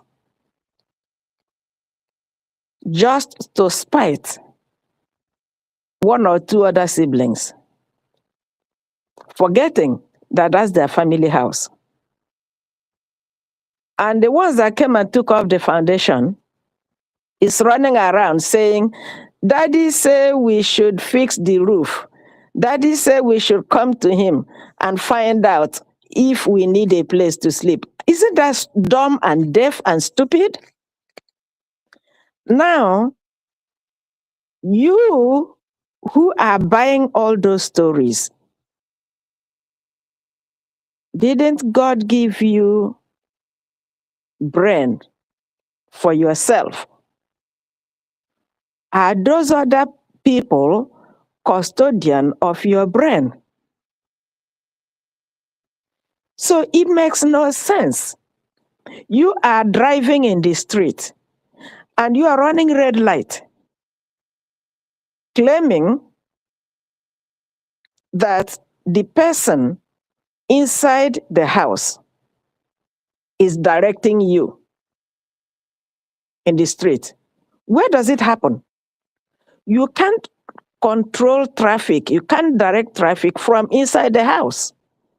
If you in the street run into somebody, you are the one going to jail for killing somebody, not the person inside the room, because they can see the street. The same way you can't say, Mazen Nnamdi Kanu said, Mazen Simon Ekpa said, for you outside to know what to do outside. Ask yourself, what are you doing to help them come out? So the time they spend talking to you is a wasted time? Oh, when they come out, they hug and kiss you for being stupid? You guys need to stop. Biafrans, those ones that are not acting like real Biafrans need to stop. Okay? You see, Venezuela, just Donald Trump took the monkey off their back. They are happy. They feel relieved. Nigerians, including the one Nigerianist, just that he said gun are blazing, all of you went into panic mode. Oh, he's coming to take over Nigeria. Oh, he's coming to, we are sovereign nation. Oh, excuse me, you are sovereign nation. You enjoy sovereignty. But you went to Benin Republic and bombed them while you're screaming, I'm sovereign, I'm sovereign. How sovereign are you? You have those weapons to take care of the trouble in your house. No, you went outside to take care of what is in another person's house. That makes you smart. Christian genocide. Even some of the Christians, that's a pathetic part of it. Some of the Christians can't even see the good thing about it, that it is them who can speak for themselves that somebody is coming to speak for. Oh, they're coming for resources. They're coming. You have never seen crude oil in your life. Eh? You are a carpenter that sits on the floor because you have no chair to sit on. How much is the price of gas? Most of you are still fetching firewood to cook while you have gas. But that's the resources you're freaking out for. You see, most of our people have no sense of direction. They don't even know how to appreciate anything good because they have been in this contraption for their entire life. All they know is deceit. All they know is destruction. Whoever is destroying them is where they spend their love, if they have any. Whoever is deceiving them, that's the person they believe. When they see somebody coming to rescue them, oh, you're going to kill us, you're going to kill us. And you are not dead yet. And you are not alive either. Pathetic human beings. You see this opportunity? They say opportunity comes but once. This golden opportunity, the good Lord granted it to every group, anybody who desires freedom. If you miss it now because of your own inherent stupidity, well, you're already used to suffering and smiling, then you continue. But just be quiet while you're smiling and suffering. Stop making noise. Because the noise you're making, you're dying, you need help. That's why they are coming to help you. But instead of you to appreciate it, you are there yapping. Anybody who is waiting for our leader or for our PM to come and tell them what to do, you are a born natural idiot. You should know what to do to help your leaders to come out by doing what you learn from them. They have taught you enough. They have directed you enough. They left you a template. It is your responsibility to follow it. That money you are wasting. Our brother Mighty Dot was making reference, people spending money this December. Yes, but they don't have money to make contribution. They went home to distribute to distribute their money and act faking big man. Like my senior biology master when I was in secondary school used to tell the students, stop making biggity. Yeah? You went home to make biggity. But you don't realize that the other people, your fellow citizens, are scraping themselves neat to provide security for you. Otherwise, the Fulanis will make suya with you. How smart can you be when somebody who washed their face with cow urine is telling you where to put your certificate, telling you where to put your bank account, and they are even controlling your money? I mean, this smartness doesn't make sense to me. I'm not in the business of begging anybody. But I can only tell you that if you are smart, you support your freedom. We have one government, not one and a half, not two, not three. And no sense society has more than one government. Look at the Nigeria you're talking about. Because you have two governments, one for secular state, one for Sharia state. How is it working out? So how dare you Biafrans think you're going to have all these mushroom factions everywhere and you think you're going to succeed? Okay. The template we are following is the one led by that Nnamdi Kanu you claim you love. You claim you're following, but you cannot follow his instruction. Brgie is the one formed under, actually activated under Mazi Simon Ekpa. You abandon it. And you are still clamoring every day. Brgie, is it BCG or BCC? The Twitter space. I mean, you guys just so pathetic in your thinking. You know, okay, you believe what he's doing, but you abandon the instruction he gave you. He told you nobody should take instruction from somebody who is under incarceration. What are you doing? You're running to Finland. For all of you, playing emotional game on Mazi Simon Ekpa, deceiving him. You deceive him, you come back, you deceive another gang of fools outside. God will not forgive any of you. Every dog has its own day. The day your reward will come, don't say the witches are after you. It is your own making. And those of you who want to be deceived, God gave everybody enough brain to function. Use your own head. If you are a Biafran, if you honestly desire freedom to any extent, fund your freedom. Support your government. You don't have two governments. You don't have one and half government. You only have one, to the best of my knowledge. Okay? Your life is not going to be different. You're not going to be having 10,000 governments. This one's called this one, this one's called this one called the other one. So when your leaders eventually come out, do you think they will hug and kiss you for destroying their labor? People who cannot use their brain. Anyway, like one of my dead uncles used to say, whether or whether.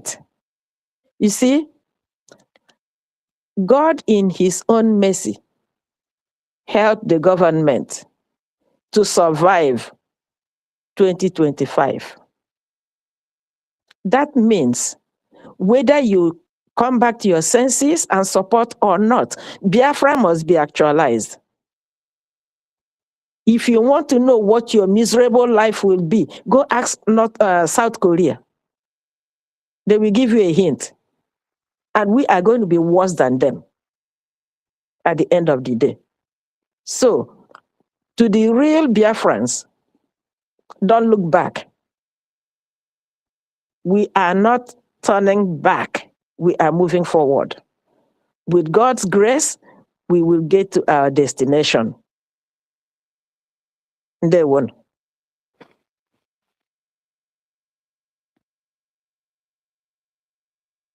Thank you, Honorable Love. Thank you so much. Welcome, Minister Kello. Please, Minister Kello, before you go, let Rach and Fury go because his network is kicking him out. He's been here for over 30 minutes, then network keep kicking him out. So, Rach and Fury, you can grab the mic and go ahead before the network slap you again. Can you hear me, Rach and Fury? Rach and Fury, unmute yourself. Unmute your mic and speak. Rage and Fury, go ahead. Yes, sir. We can hear you. Go ahead. Go ahead. Go ahead. Network don't take and come out. Hey, sorry. Minister Kello, go ahead, sir. Network no great for Rage and Fury. Minister Kello, Happy New Year from here. You can grab the mic, unmute yourself, sir, and go ahead. My honorable minister, can you hear me? Yes, sir. I can hear you. Go ahead, sir. All right, sir. Thank you very much. Thank you very much for giving me this opportunity. I thank all my fellow Biafrans, and I thank God for allowing us to be alive this day and witnessing the wonderful things that are going on. I thank our APM and all those that are working assiduously for the relief of our brethren.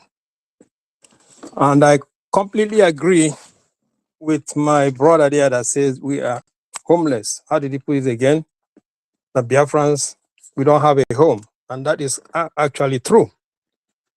But unfortunately, our people do not know it. But today, let me speak from the angle of scriptures. Okay, let me speak on the angle of scriptures. So, the first one is we have people now that are talking to implicating, I will not say talking, they are implicating Simon Ekpa even the more. Okay, they are implicating him. What they are doing is they are trying to get him to be deported to that evil country, Nigeria. That is what they are doing. They are trying to give these people reasons why they need to deport him. And I don't think that is not what any of us want. We don't want it. They should be cautioned to stop mentioning his name in anything that they are doing. They should use their brains and do stuff. Simon Ekpa also have said it by himself that you don't take orders from leaders that are in prison. You are not doing them any good. What we need to do is put our resources together, get Biafra. When we get Biafra, all those that are held will be automatically released. All of them.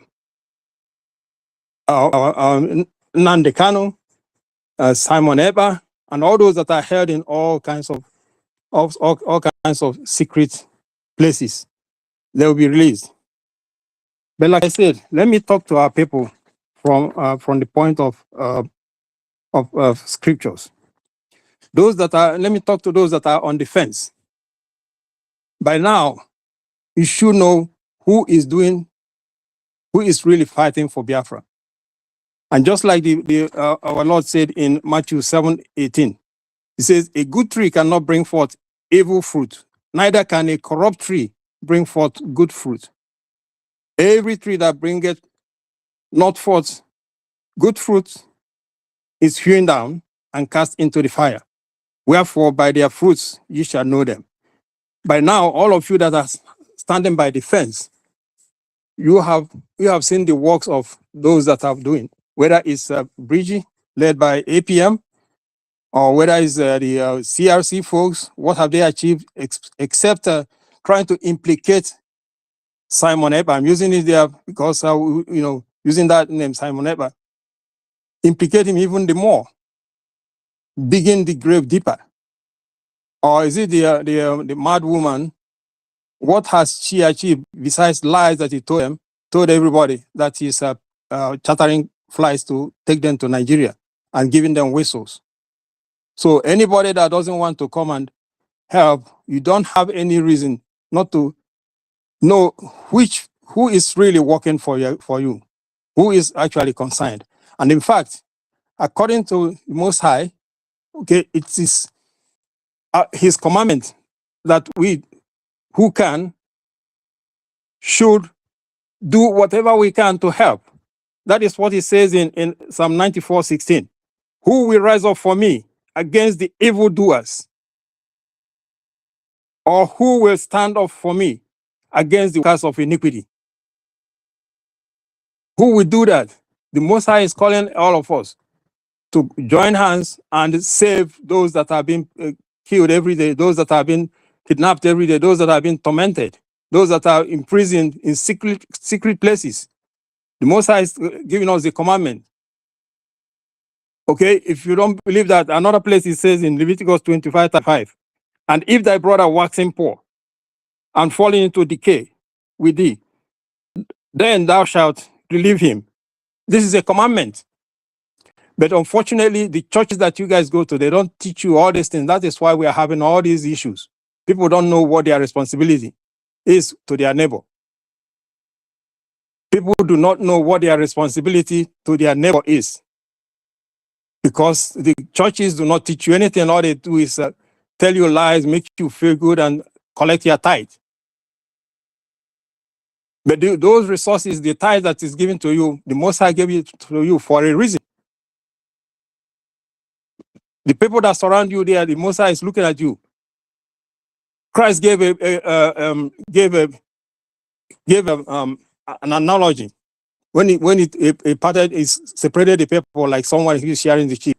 Put some on the right side, put the other ones on the left. I don't have the scripture here.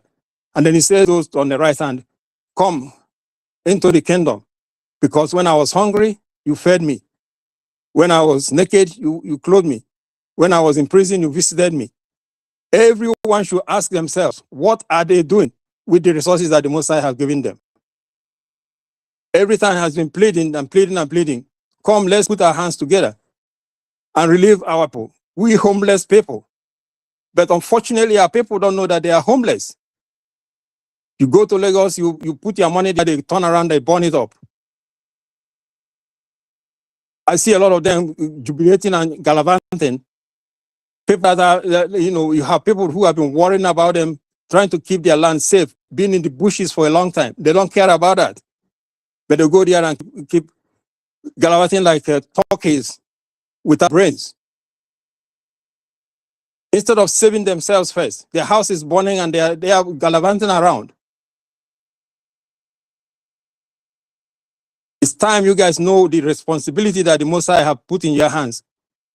Use the resources and do what the Most High says. That is why he says in Luke, and when they demanded of him, when the kingdom shall come, he said, the kingdom, Luke 17:21.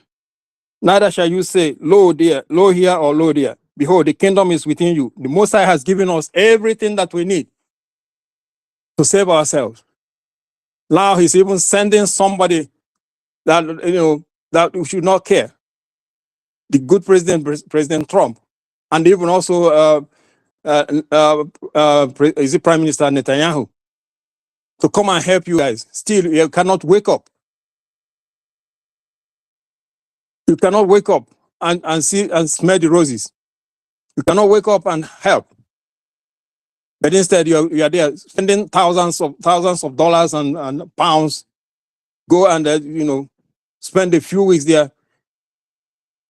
Hopefully, we get back here. But who is keeping that land safe? You don't care. You don't care who is keeping it safe for you. You have your brethren who have been in the bushes for years now. Rain is falling on them. Harmattan is on them. The pests, mosquitoes, and everything is biting them. They are there worrying about you to keep your land safe. And now you're able to go. And then you come out, you will tell us nothing is happening. Nothing is happening. But you don't see what is happening in the north. You don't see what's happening in the middle belt. It's time you folks learn. The Most High says any evil tree that does not bear good fruit, it will be cut down. That also applies to you individually. It also applies to you individually. Because if you are not using the resources that he gave you to do the things that he expects you to do, you are evil fruit. You are evil fruit, evil tree. So it's time you learn something. If you're in a church where you guys are not talking about the affairs of this world, of your affairs, come out from there. Come out from there. Our brethren, when Christ was around, all they were asking him is, when is the kingdom gonna come? When is the kingdom gonna come? When is the kingdom gonna come? But you guys don't care. You don't care about people that are being killed every day. You don't care about people who are being jailed. You don't care about the humiliation that is being emitted on your people. You think it's okay for you. You think it's okay for you. You don't know that whatever you think you have now can evaporate in a minute.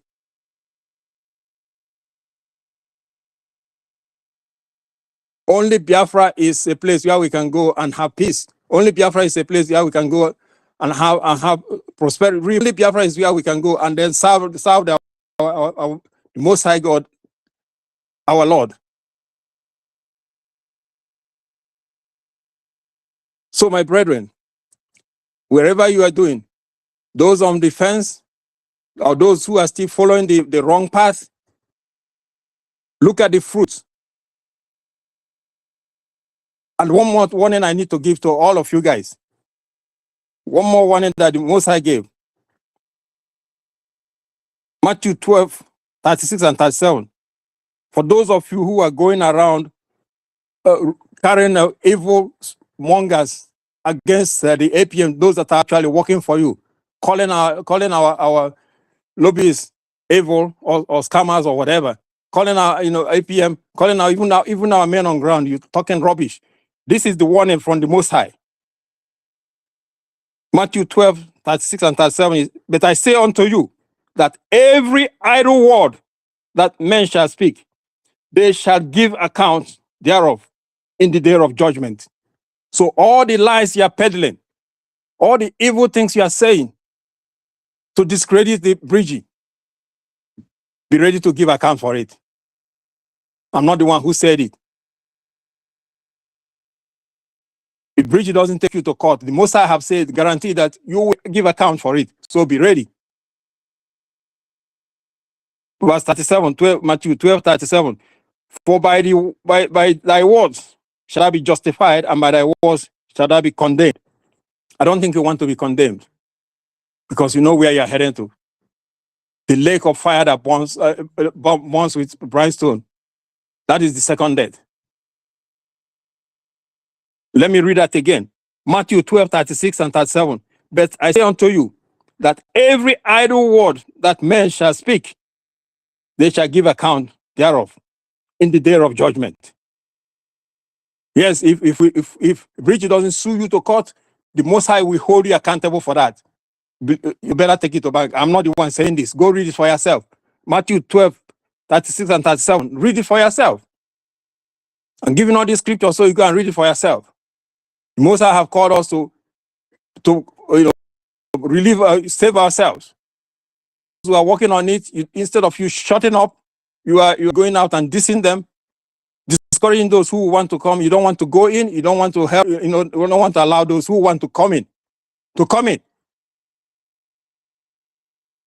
And you think you're going to go that? Better think again. It's time you guys repent. You calling Ogenkere a criminal, but he goes and he's dining and listening with Congress. You don't know that the Congress will know more about you than you know about yourself? Don't you know that? They know more about you than you know about yourself.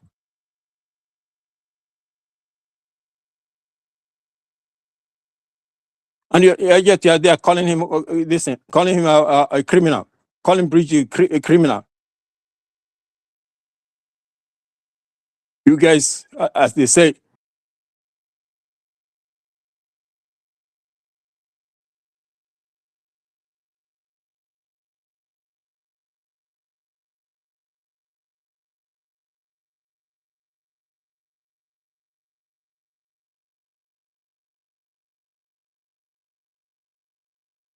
I mean,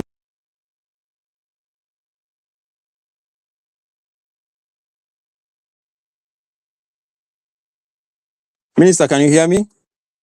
Yes, go ahead. Network knocked you out. You're back now. Continue. Okay, thank you very much. I am about to round up. So, my brethren, if you don't know it now, that what we are doing, I mean, a lot of people sing it, they say, if I may be more, what we are doing is spiritual. Okay? So you better be careful how you are handling this issue of Biafra. It's heavenly ordained. It is heavenly ordained. So you better advise yourself. Again, I'll give you the scriptures that I have. Go and review it yourself and ask yourself, what is my status with Biafra struggle? Okay?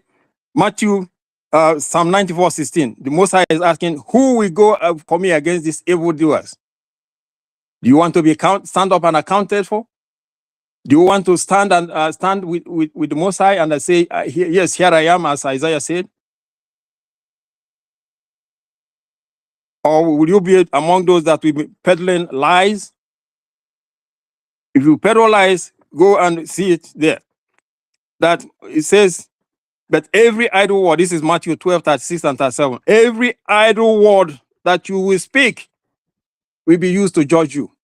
Matthew 12:36 and 37. And if you think you can hide it, whether you think you are talking about self, Mark 7 says, for there is nothing hid which shall not be made manifest. You cannot hide anything from the Most High. For there is nothing hid which shall not be made manifest. Neither was anything kept secret, but that it should come abroad. This is Mark Mark 4:22. And he said, once you don't wake canante, if any man have ears, let him hear. If any man has ears to hear, let him hear. Okay? It is our duty. The Most High gave us this commandment. If you find your brother around you to be in penury, you find him in trouble, it is our duty. And that is how it used to be. When I was a little boy, that's what it used to be. When IPOB, when it was going well, you say, "Onyaga na nwanne, onude nwanne ya agba n'ọsọ." That's how it used to be. But nowadays, people have grown up just individually. But it's a commandment that we have to relieve our brothers. Cannot see your brother in trouble and just I don't know, I don't care. Remember what Mordecai told Esther. The Most High put you in that position for such a time as this. Ask yourself, did the Most High put you in a position here for such a time as this, or to be there gallivanting like a turkey without brains?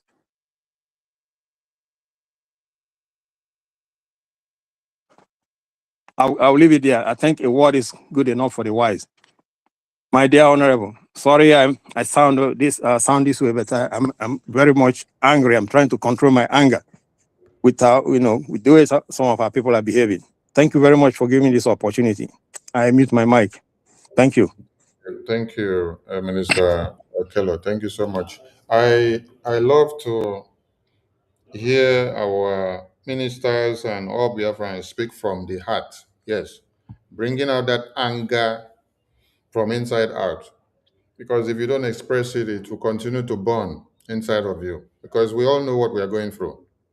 Yes, many people are living in denial, but yet they know that this is what is happening, but they shy away from their responsibilities.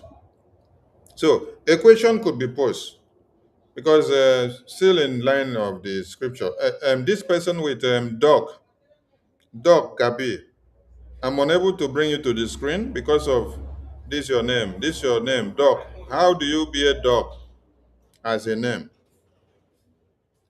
Doc Kabir. Doc, are you a Biafran? Doc Kabir?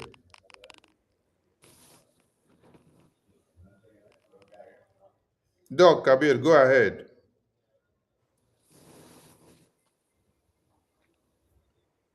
Doc Kabir, can you speak? Rachel Fury, go ahead. Pick the mic before your network slam you, please. Rachel Fury, are you there?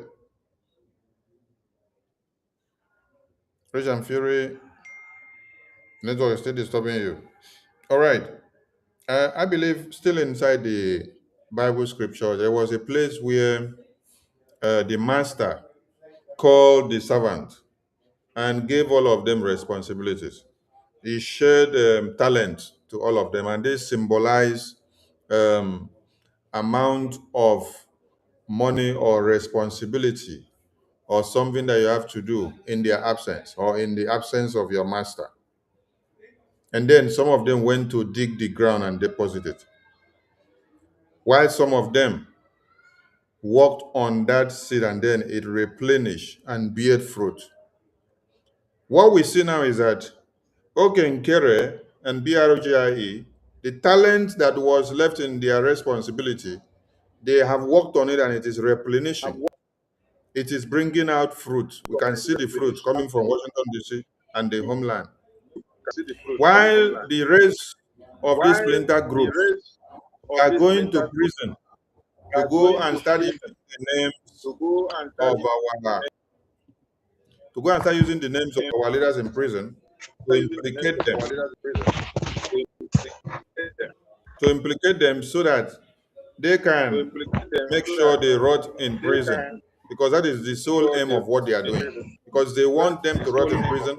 They also want to bring up things that will instigate and indict them to deport them back to Nigeria, like Mazi Simon. But they want to continue to come and say he sent this message, he ordered this, he instructed this, so that at the end of the day, Nigeria will see every reason to see, oh, Mazi Simon, okay, you're in prison, you're the one giving this instruction, you're ordering this because of a mass stupidity and their groups. They will now go and start digging of information and evidences to add up and then to carry. It's okay, we have to send you back because you are causing too many problems. You're causing this, we have evidence. This evidence video came from your group that you say you send message to validate them. And they say this is what you say you should do, this is what you say they should do. Rage and Fury, over to you. Your mic is echoing back to us. Carry the mic.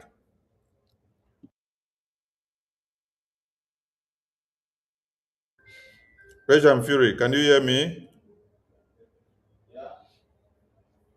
Rage and Fury, are you there? Network is really dealing with you, Rage and Fury.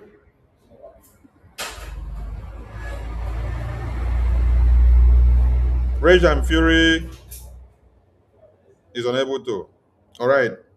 So, if you've been given responsibility or there is a talent in your hand and you are allowing it to die, you're not even pouring water on it to see the growth, someone should ask them, how have you replenished the talent or the seed that was in your hand since Mazi Simon Egba was imprisoned? Since Mazi Nnamdi Kanu was imprisoned, everybody should ask a DOS, all of them. Ask IPOB group, how have you replenished the talents that were in your hands when these leaders were imprisoned? What you can see is that they are working to even dampen the existence of those leaders that are already in prison by coming out every day, tracking their names to the media, even bringing video clip meeting in a Zoom. That man Simon Ekpa had to appear with them to say something. They record it and bring it and push it in the media. Everything he said, they push it in the media so that Nigerian government and Finland government will have evidence against him to use it to indict him the more and to implicate him the more. Rage and Fury, grab the mic, go ahead before your network slam you again. Okay, sir. Can you hear me? Yes, right on. Can you hear me, sir? Yes, right on. Okay, thank you very much, Honorable Minister of Information. Greetings to you, great Biafrans all over the world, freedom lovers and friends of Biafra. Salute to the entire Biafra Defense Forces, the defenders of the defenseless, the defender of the civilian population of Biafra, who are predominantly Christians. I greet every honorable cabinet minister that is here present. As a matter of fact, Biafrans, I want to tell you that we are in a perilous time. We have always been in perilous times. But before I proceed, I want to say a very big thank you to our Honorable Prime Minister, His Excellency Ogechi Kukere. That is the active Prime Minister that we have right now. And to you, Honorable Minister of Information. And like I was saying, we are in another perilous time like we have always been. And I need Biafrans to be very wise. Truth is that your enemy defeats you not because he is more powerful than you. He defeats you because he knows your weakness. He has better knowledge of you, and he knows your weakness. And Nigeria, they are masters when it comes to this game. They know the weakness of the Biafra people. They know our soft touch. They know that our leaders, Mazim Nnamdi Kanu, Prime Minister Simon Ekpa, they are our biggest soft spot and biggest weakness. So as soon as they identify this, when Ugozi struck, attacked, and she failed, they resorted to Imam Amugu, Auntie Raphael Ajarere, and Choma group. So they resorted to them. So when they discover that Imam Amugu and his group has failed, Nigeria is not going to give up easily. They search for the weakness of the Biafran people, the soft spot of the Biafran people who happen to be their leader. They know how much we love our leader. And they know that it is difficult for Biafrans to want to go contrary to what their leaders say.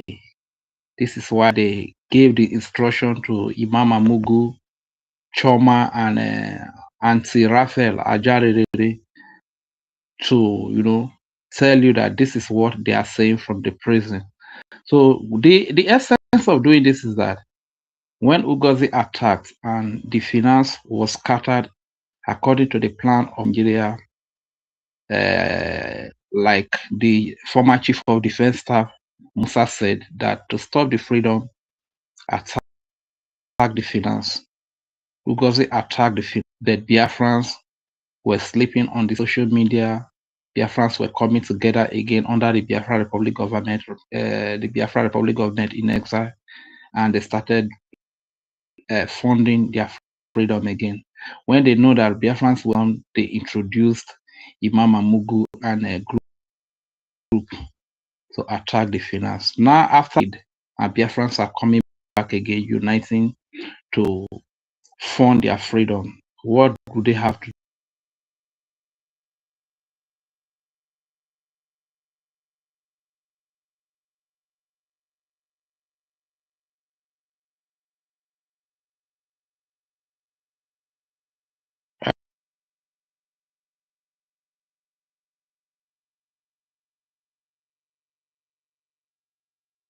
Robert, I am back. Yeah, wrap up. Continue. Okay. So what am I trying to say? These are perilous times. The truth is that I believe Nigeria should be able to increase the payment of the likes of Raphael Ajaire and his group, you understand, because they have really done a very great work for Nigeria. Because with this they are coming with now, those that are fickle-minded, that are weak-minded amongst us are going to be swayed away again, in the sense that they said the PM is sending messages from prison. And on behalf of our Prime Minister Simon Ekpa, I want to AI is everywhere. Most of these voices they are recording, they are saying that Prime Minister Simon Ekpa is the one saying it, and after they will publish it on social media, might not really be our Prime Minister saying it. AI can do anything. You understand? So please, nobody should use any of such against our Prime Minister. He is in prison, and I believe for the short period that he's going to be there, he is not giving instruction to any Biafran outside here. And that being said, we must be very wise, because black people, I don't like, look at the video that our leader was talking about now. But black people, they always want already made. They want to live in a place that has been built. This is why you see that it is very difficult for them to build their own home. It is difficult for them to set their own stage. Rather, they will rather go to a place that has been built, that people have fought for with their sweat and blood. This is why you see them traveling abroad, traveling to Lagos, Kano, and all those places, because they don't want to build their own place. You understand? So we should not be part of such people. To conclude, I will say that once upon a time, there was a father who was away from the home. As he traveled from the home, the house caught fire. When the house caught fire, there are a group of the family who claim to be part of the family.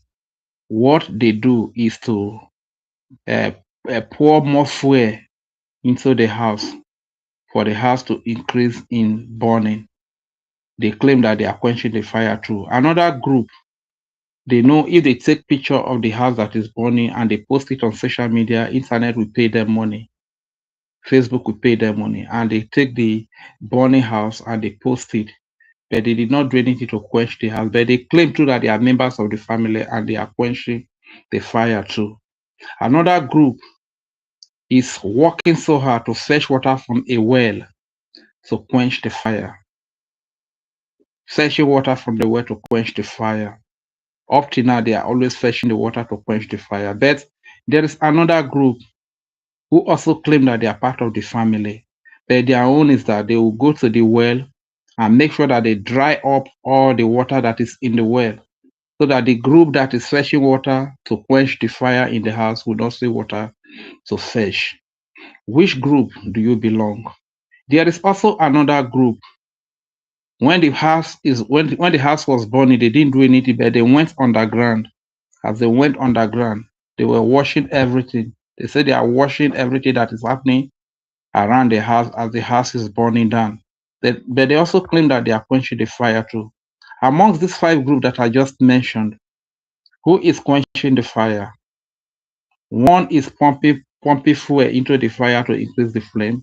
The second group is making videos to post on social media that the house is burning to make their money, but they are not making any effort.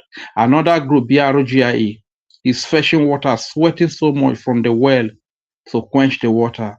The group of Imam Amugu and Raphael Ajaire, they are drying the water in the well so that Brgie will not see water to fetch to quench the fire. Why another group, DOS, went underground watching the burning of the house, that all of them claim to be quenching the fire.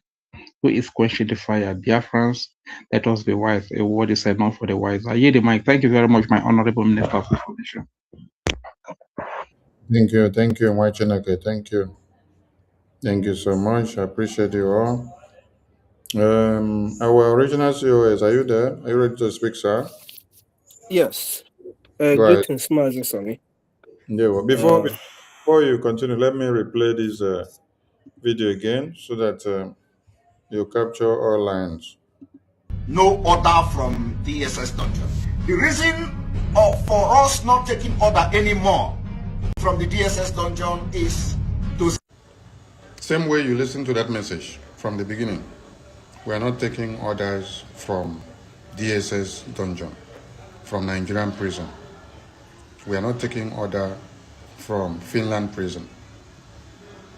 The reason for that is to protect those our leaders, to protect Mazinam Nekarim from prison, to protect Mazi Saifoneba from prison.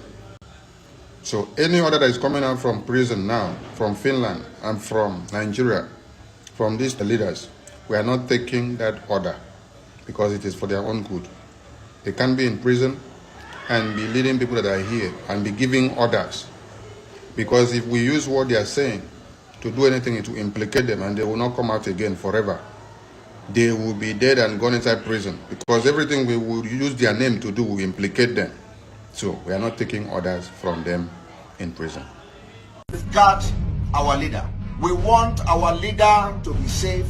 We want to exonerate our leader from anything that Biafrans will be doing for his own best interest. So anything that we shall be doing going forward in 2025, 2026, 2027, or till Biafra comes, as far as our leaders are in prison, we will not tag their name.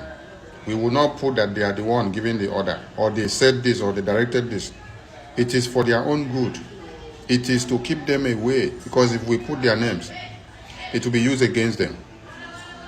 So for all of you that are using our leaders' names, Simon Ekpa name, Mazinam Dekanu name, and then you say he is giving order, he's telling you to come and do this, telling you to come and do this, desist from it.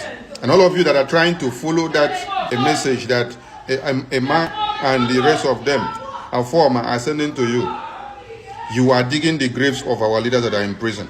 Stop it, because you are going to implicate them the more. Somebody cannot be in prison and be the one giving you orders here. any actions that Biafra people will be taking in Biafra land, you don't attach Mazinam Dikano to it. Any action that Biafrans will be taking, BRGIO, Biafra Defense Forces, or Biafrans in the homeland, or any Biafran taken for Biafran quest, don't attach Mazi Simon Ekpa name to it or Mazinam Dekano. Don't tag their name to implicate them. Any action that Biafrans will be taking in Biafra land for the freedom of Biafra, the freedom of Mazinam Dikano, and freedom of all prisoners of conscience, you don't bring Mazinam Dikano to it. Order. Yes, over to you, my original COS. Yes. Thank you so much, Mazi Sani, and all those who have spoken up here. I heard Mazi Killer speaking earlier. The network keep kicking me out, so I wouldn't be able to say whatever to capture what people have said, and I might repeat what someone has said. But I just have a little message to pass to Biafrans here on this platform today, and friends of Biafra, and those who will be listening afterwards. First of all, going to the videos and the audio that you just played, there is one singular thing about it. anyone who is taking orders from, be it Nigerian DSS dungeon, be it from Finland, is not actually in tune with what we're doing. These are people who intentionally are here to distract us. If they claim not to know, now they have heard it here on your platform, on your program, and you've talked about this over and over again. And they listened to Master Simon Ekpa when he was saying this too. So if anyone was here with us and up until now still feels the need to take orders from either the DSS dungeon or from Finland, then the person is not in line with what we're doing, or is just a distractor. So I don't pay such people ear. If you want to keep taking order from DSS dungeon, that's up to you. It is entirely up to you as a Biafran who has been here doing what we're doing, and you decide that that's what you want to do. Just like those who are sitting, call it on the fence, telling you that they're waiting for Mazi Nnamdi Kanu to come out. The highest of stupidity that I've ever seen. You know, Mazi Sonny, you described it in such a way that I love it. You said, slaves are better than they are. Because a slave realized that, hey, man, this is not right, and revolted. But these people are just living and languishing in this, I don't know what to call it. I don't know whether it's a web of madness, a web of stupidity, because they're going round and round over it. They are the worst. Now, to every Biafran who has traveled back home and those who are listening to us live, there is a grave consequence. There is a grave debt to be paid for the silence that we are all, that those of you who are seated on the fence, or those of you who claim to be Nigerians, will pay. That price is death. It might not be you, but it might be your family, your kin. It might be your own. Nigeria every day experience some sort of terrorism. Nigeria every day experience some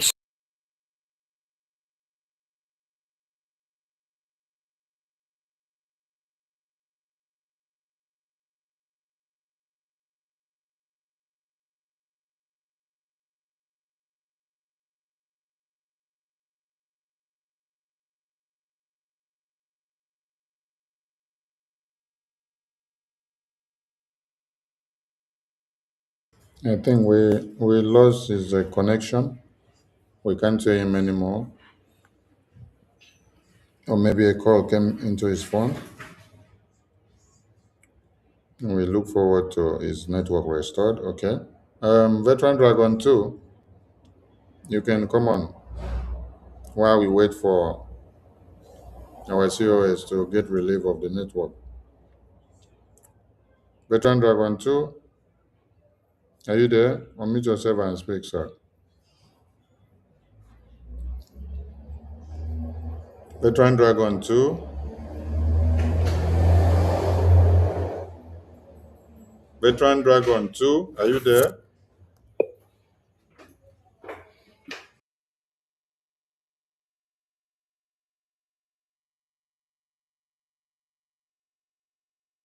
No order from DSS dungeon. The reason for us not taking order anymore from the DSS dungeon is to... Same way you listen to that message from the beginning. We are not taking orders from DSS dungeon, from Nigerian prison. We are not taking order from Finland prison.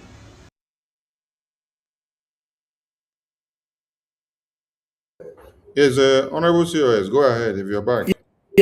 Yes, can you hear me? Yes, we can hear you. Go ahead. Sorry, the network, I think, messed with me. So what I'm trying to say is that every day in Nigeria, there is attack on communities. Yesterday, being the 3rd, Nigeria attacked people in some states, killed 7. Today, being the 4th, 12 people were killed in Zamfara. And all over the country called Nigeria, every day there is some sort of terrorism. This is not just some kind of act that people do this or no.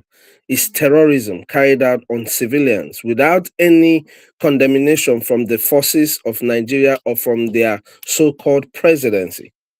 Nigeria is a bomb waiting to explode. If you are a Biafran living in diaspora,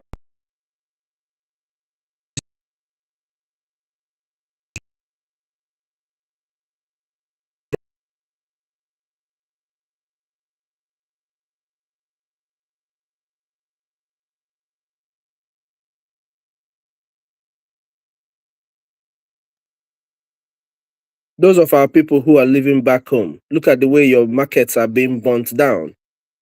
It is not being burnt down by accident. It is pre-planned. Shetima, in his conversation with one of their Nigerian statesmen, made it very clear.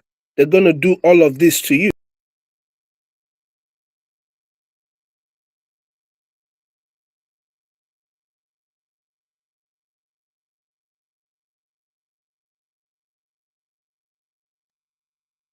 If you want to stop what is happening today, you must rise up now, join Biafra Republic government in exile and the de facto government in homeland in making sure that our liberation is funded. Give the government your IOU loan. Whichever way you can support this freedom, go ahead and do it. Delay, they say, is dangerous. We have waited a long time. Right now, I got through this, I get mengwangwa kaime herodachi because a lot is already about to happen. Darling everyone, I don't know why the network keep kicking me out. Mazi Sonny, I will yield the mic here. Thank you very much. Thank you, Wachineke. That's your network. We will give them suspension for disturbing you while you're trying to educate some fools. We appreciate all the speakers that have spoken and those that are listening and those that will listen to the program later on. Everybody should know that we have one government. Now, in the spirit of the madness of sabotage, here is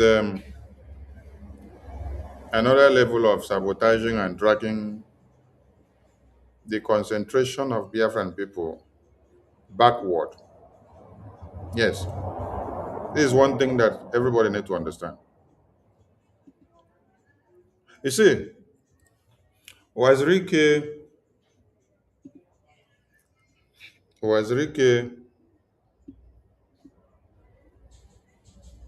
gave up on Biafra when he was sabotaged by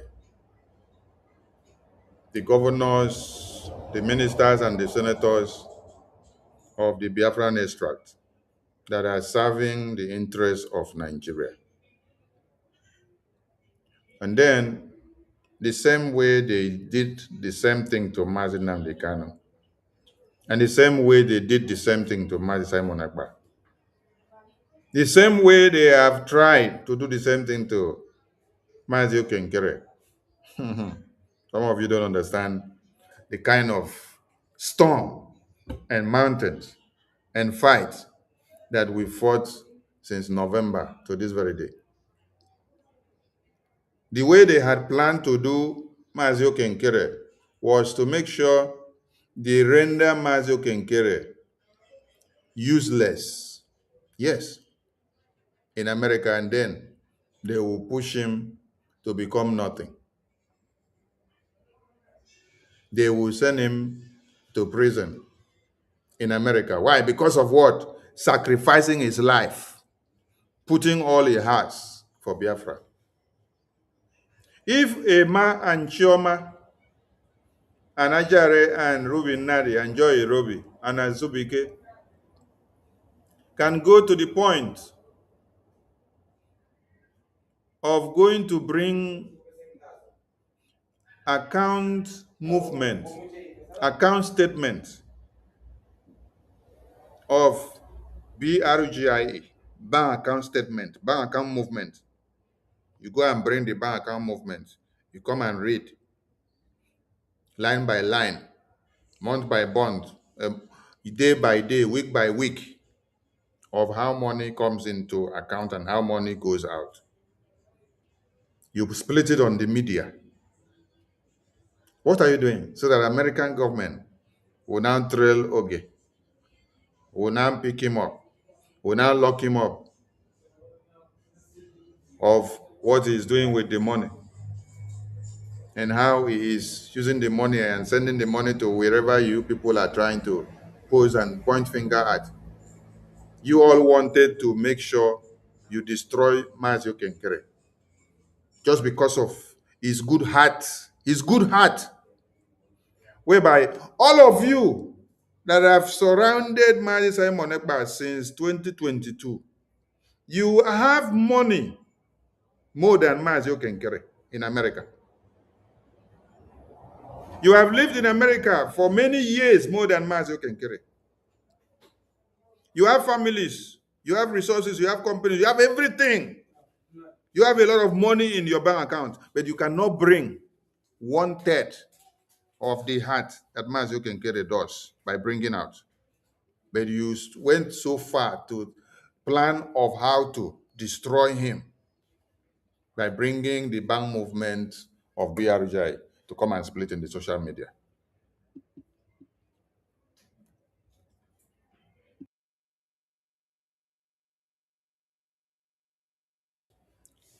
What sabotage have you guys not done? You did to Wazirike. You did to Mazi Nnamdi Kanu. You did to Mazi Simon Ekpa. You did to Ojukwu. And now you want to do the same thing to Okenkere. We there yet.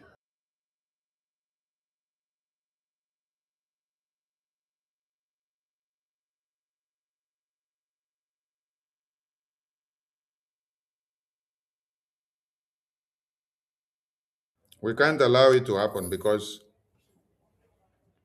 the God of Okenkere, who has seen his heart and seen all the sacrifices that he has done, cannot allow you people to destroy him from where you're planning.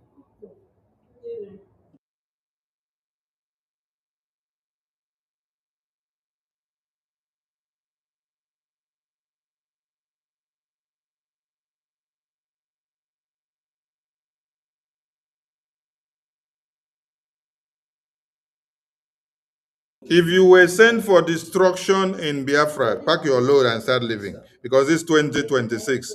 Many of you will now go here, we.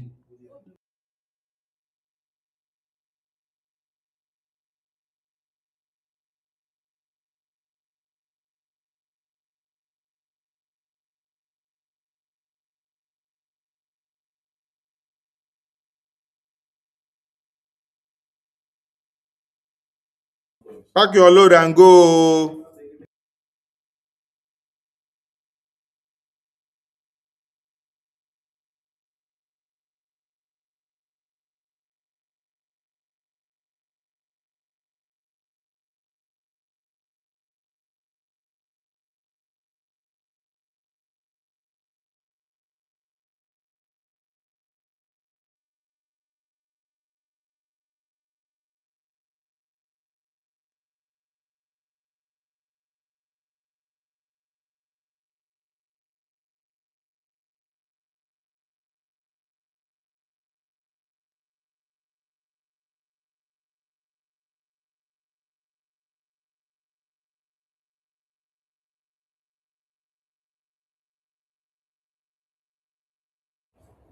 So the same way that you people did this to Wazirike, that has made Wazirike to become very useless. Now, is what people plan to do to Okenkere. But the God of Biafra will destroy all of you. Yes. And now, Wazirike has made himself a ridicule, an object of ridicule. Wazirike, you have been seated calmly since 2012. You have been watching and see everything that is happening. You always speak on the media. You condemn Nigeria for kidnapping Mazi Nnamdi Kanu. Later, you will still align with Nigerian politicians and continue the one Nigeria madness. But now, Wazirike, having seen the formidability of BRGIA and what BRGIA are doing and the de facto government in the homeland and the defense, Wazirike has in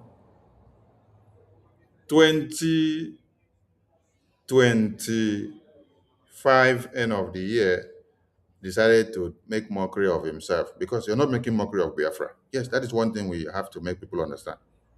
When you think you're making mockery of Biafra, you're actually making mockery of yourself. You cannot mock Biafra. Because Nigerian government that thought they can mock Biafra by kidnapping Mazi Nnamdi Kanu, we have turned the table upside down for them. The kidnap of Mazi Nnamdi Kanu has actually exposed Nigeria the more. The kidnap of Mazi Nnamdi Kanu has actually brought Nigeria open and destroyed in the international sphere. If you did not kidnap Mazi Nnamdi Kanu, maybe I would not be here. Okenkere wouldn't have come out to be the leading figure in Washington, D.C. to now have the time and the energy to now get to have meeting with the Speaker of America, number 3 man in America, and to now unite Biafrans and then take them into the White House of America for a congressional briefing and testimony on Biafra, to go and tell American government how Nigeria is a death trap, how Nigeria has destroyed lives, how Nigeria needs to be dissolved, how Nigeria must be sanctioned, how there is Christian genocide carried out in Nigeria for centuries without nobody paying attention to it. How Christian persecution has happened in Nigeria, and every international community and allies, they only come and focus on their extraction of resources, and they ignore the grave injustice that happened. I think if Mazi Nnamdi Kanu was not kidnapped by you people, disgraced country Nigeria, international kidnapper, Okenkere wouldn't have been this brutal. The best of him wouldn't have been shown to this point. Yes. And I will not be here talking, bringing my face out, because my face was not out when Onyendu was here. You see? You wouldn't have seen all those Biafrans that went to U.S. Capitol on the 18th of September. But the kidnap of Mazi Nnamdi Kanu has actually exposed Nigeria, thinking that they were doing Biafran evil. You have actually done us good by pushing Biafra forward for us in a systematic manner.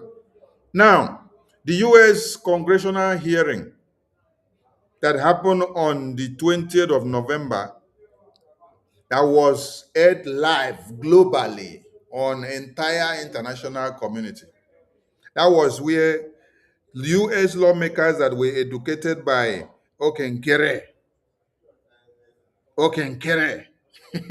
that all of you are making noise about, and the lobbies and attorney, that Okenkere,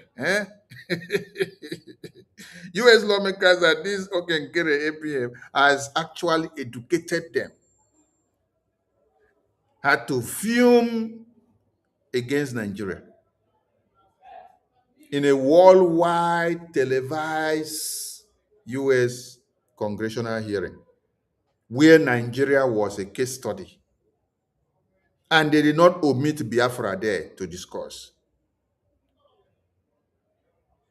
If we did not educate them, if Okenkere did not take the lead, if BRGI did not go there, would they have been informed?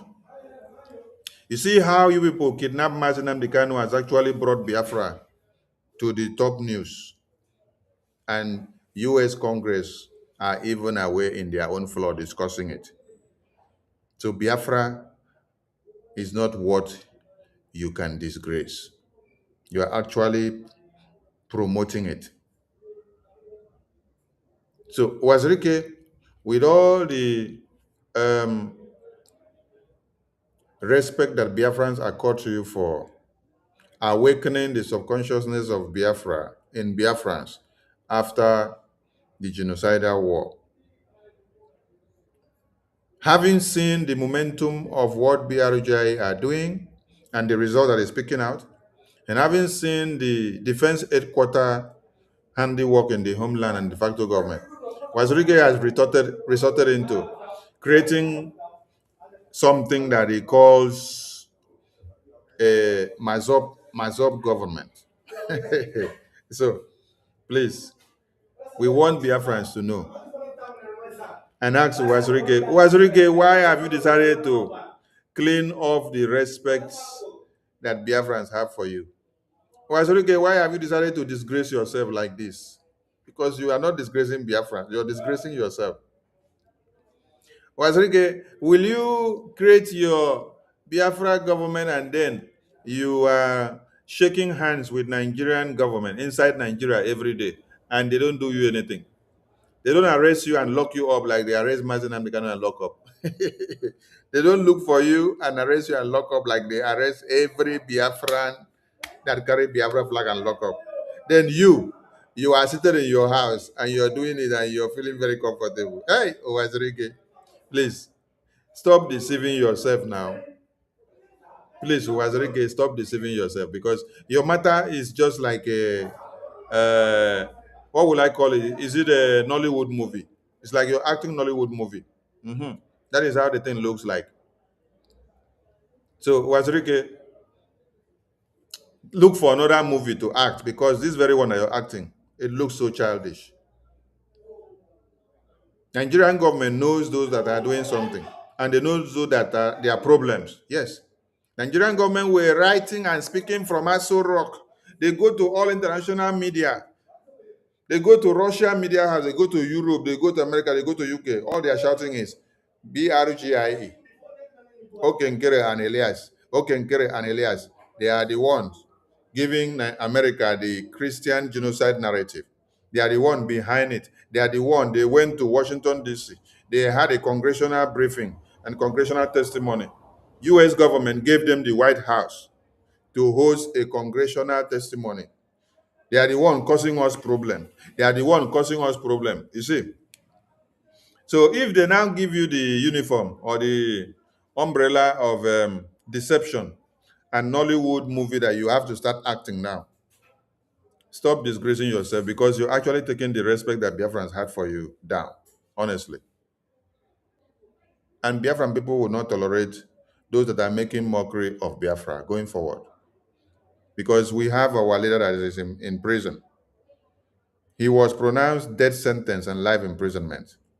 Not because he was doing this kind of nonsense that you're doing, Wazirike, but because he's a serious man, a man that decided not to back down on his word, a man that refused to change his policy, even in death. He said, kill me or give me Biafra. That is why they said they are pronouncing him to death sentence and life imprisonment. And that did not move him. What did he say in court? He told them just one thing. He told them just one thing. And that message is working against them now. Let me get that message that he told them in court. Mazen Amdekano told Nigerian government one thing in court, and it's working against them. And some people may not take it serious or understand. Here is the message. I think this is what we are going to use to cap up this very program today. I appreciate all my ministers that have joined in to aid their views.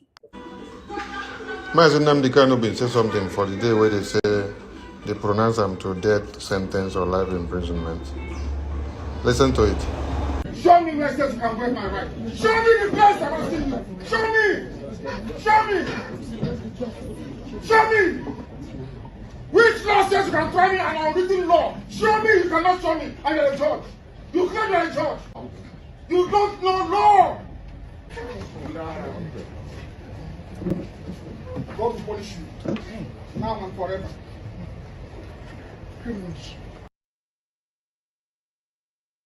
Did you all hear it? God will punish you now and forever. God will punish you now and forever. He laid a curse on Nigeria. God will punish you now and forever. And that curse he laid on Nigeria is what he's working on. God will punish you now and forever. Yes. God will punish you now and forever. God will punish you now and forever. God will punish you now and forever. God will punish you now and forever. All of them in this court that represent Nigeria and anything that represents Nigeria, God is punishing all of them now and forever. That is why some of you slept and woke up and you saw that they said Anthony Joshua had accident. And then some people that were inside the vehicle died. And I wonder why no be Anthony Joshua die. It can't go be the other people who don't know anything about Nigeria. Because it's Anthony Joshua that represented Nigeria. It's Anthony Joshua that is a superstar who was groomed, who was made to become something by another country. Nigeria did not make him to become something. Nigeria destroyed dreams. Nigeria destroyed his aspiration of becoming a king boxer. Nigeria destroyed him. But another country picked him up, gave him the enabling environment, created all the resources, and then harnessed him to become a king boxer. Then when he is winning, instead of him to celebrate with the flag that made him who he is, he decided to celebrate with Nigerian flag. He carried Nigerian flag to start celebrating, to show. You see how ungrateful some Nigerians are. When it was bad, you ran to UK, you ran to another country for them to groom you. When it now starts getting better, you come and decide to identify yourself with the zoo. The zoo. The zoo. When Oyendu said, God will punish you now, and all of you that goes and carry Nigerian flag, and so God will punish all of you. Because if Romania football team, let me get that photo publication. Romania football team.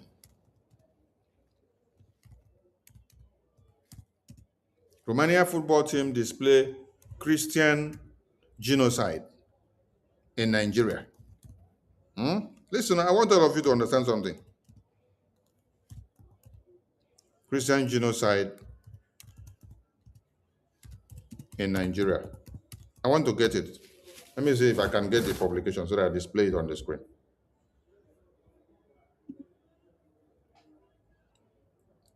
Okay, here it is. I got one. Let me see if the thing can display very well for people to see.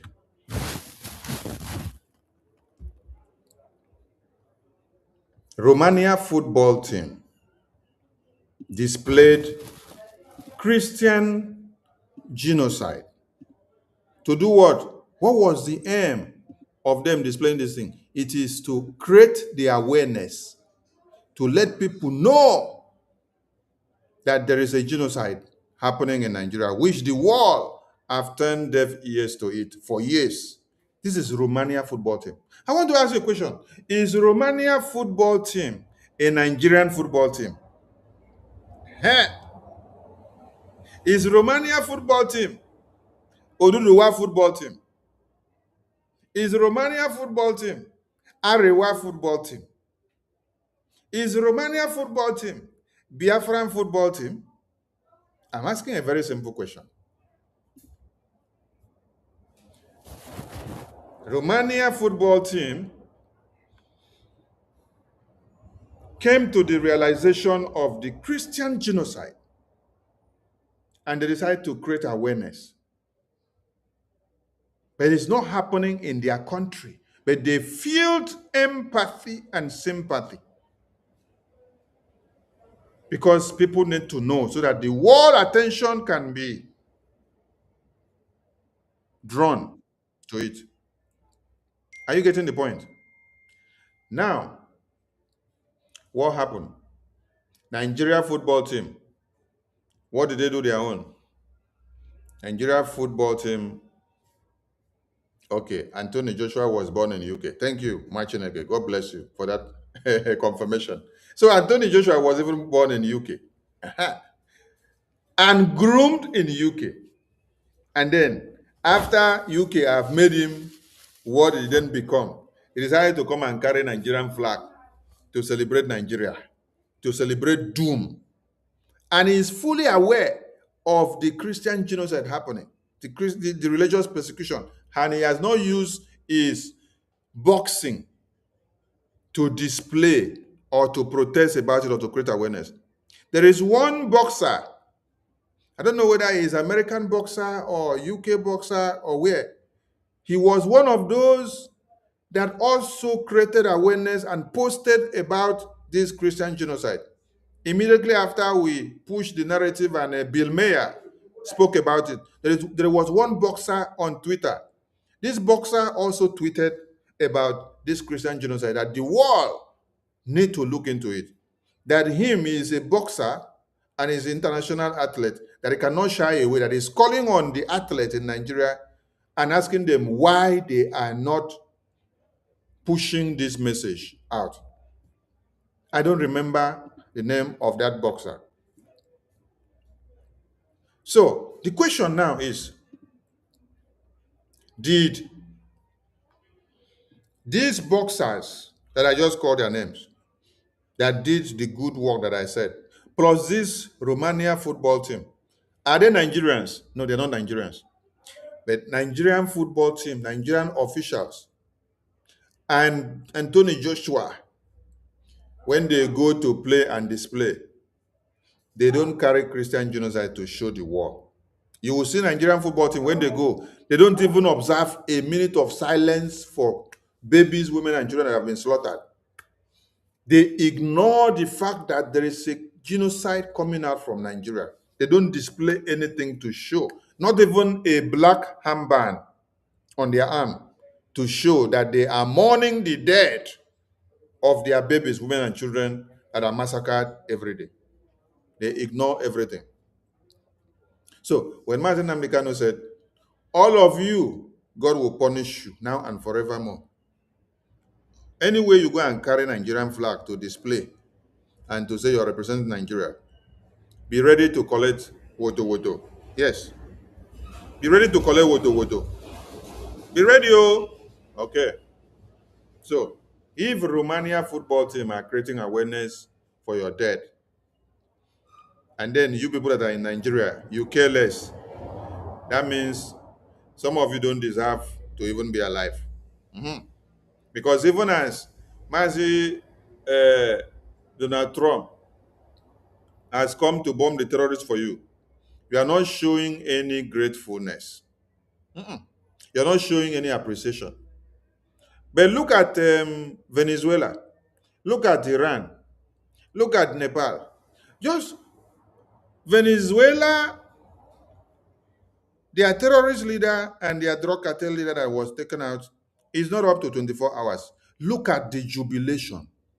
Look at the happiness and the appreciation. Just look at what they are doing. It gives American government the joy to understand that people appreciate their good work for considering their security and their existence.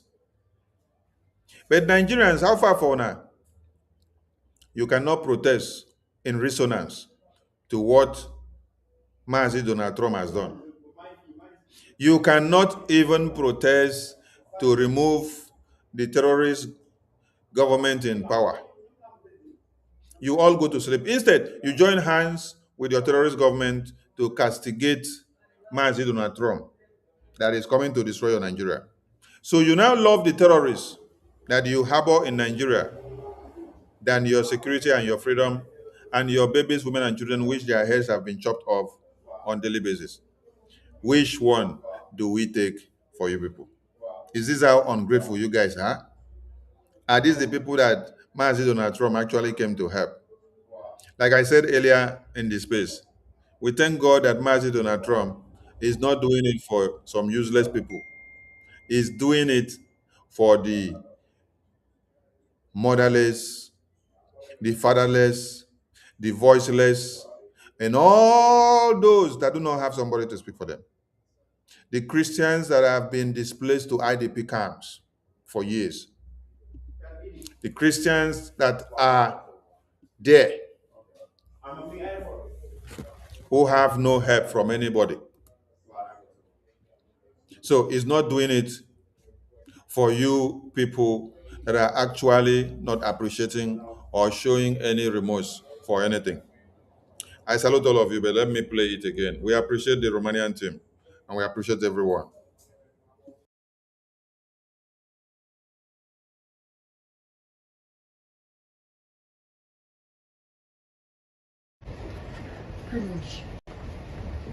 Any judgment, let it be on record. Any judgment given in this court is rubbish. Ask for what to show now. Where is the law? From what he said,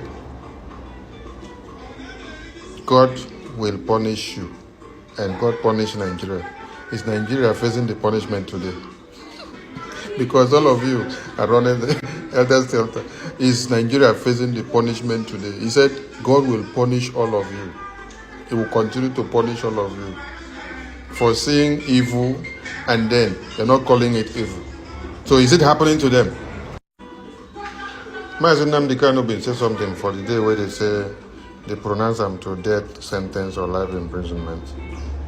Listen to it. Show me where says you can break my right. Show me the place I want to see you. Show me.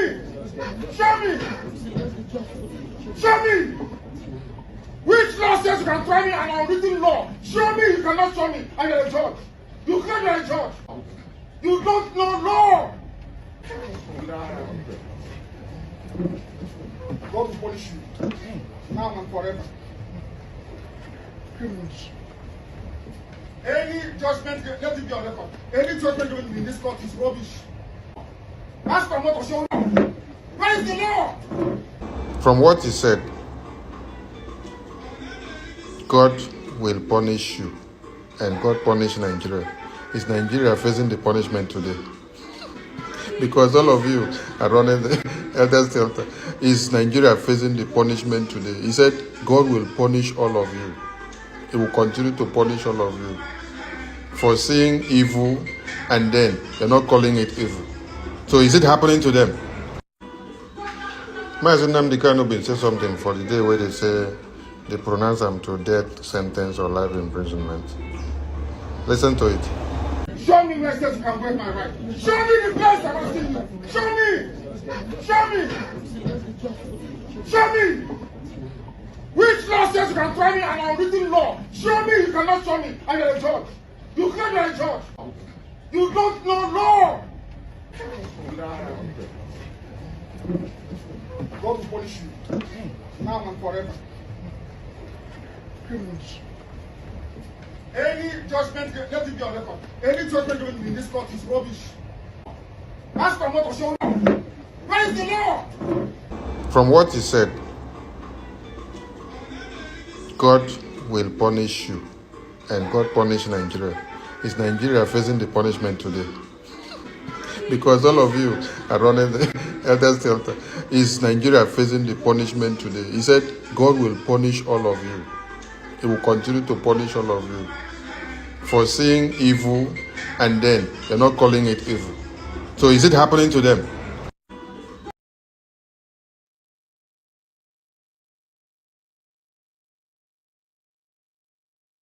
All right, we have to wrap it up here, and we salute everyone. See you all tomorrow. Please continue to do what you have to do to support our freedom. We salute all of you, and they will from here. Thank you so much.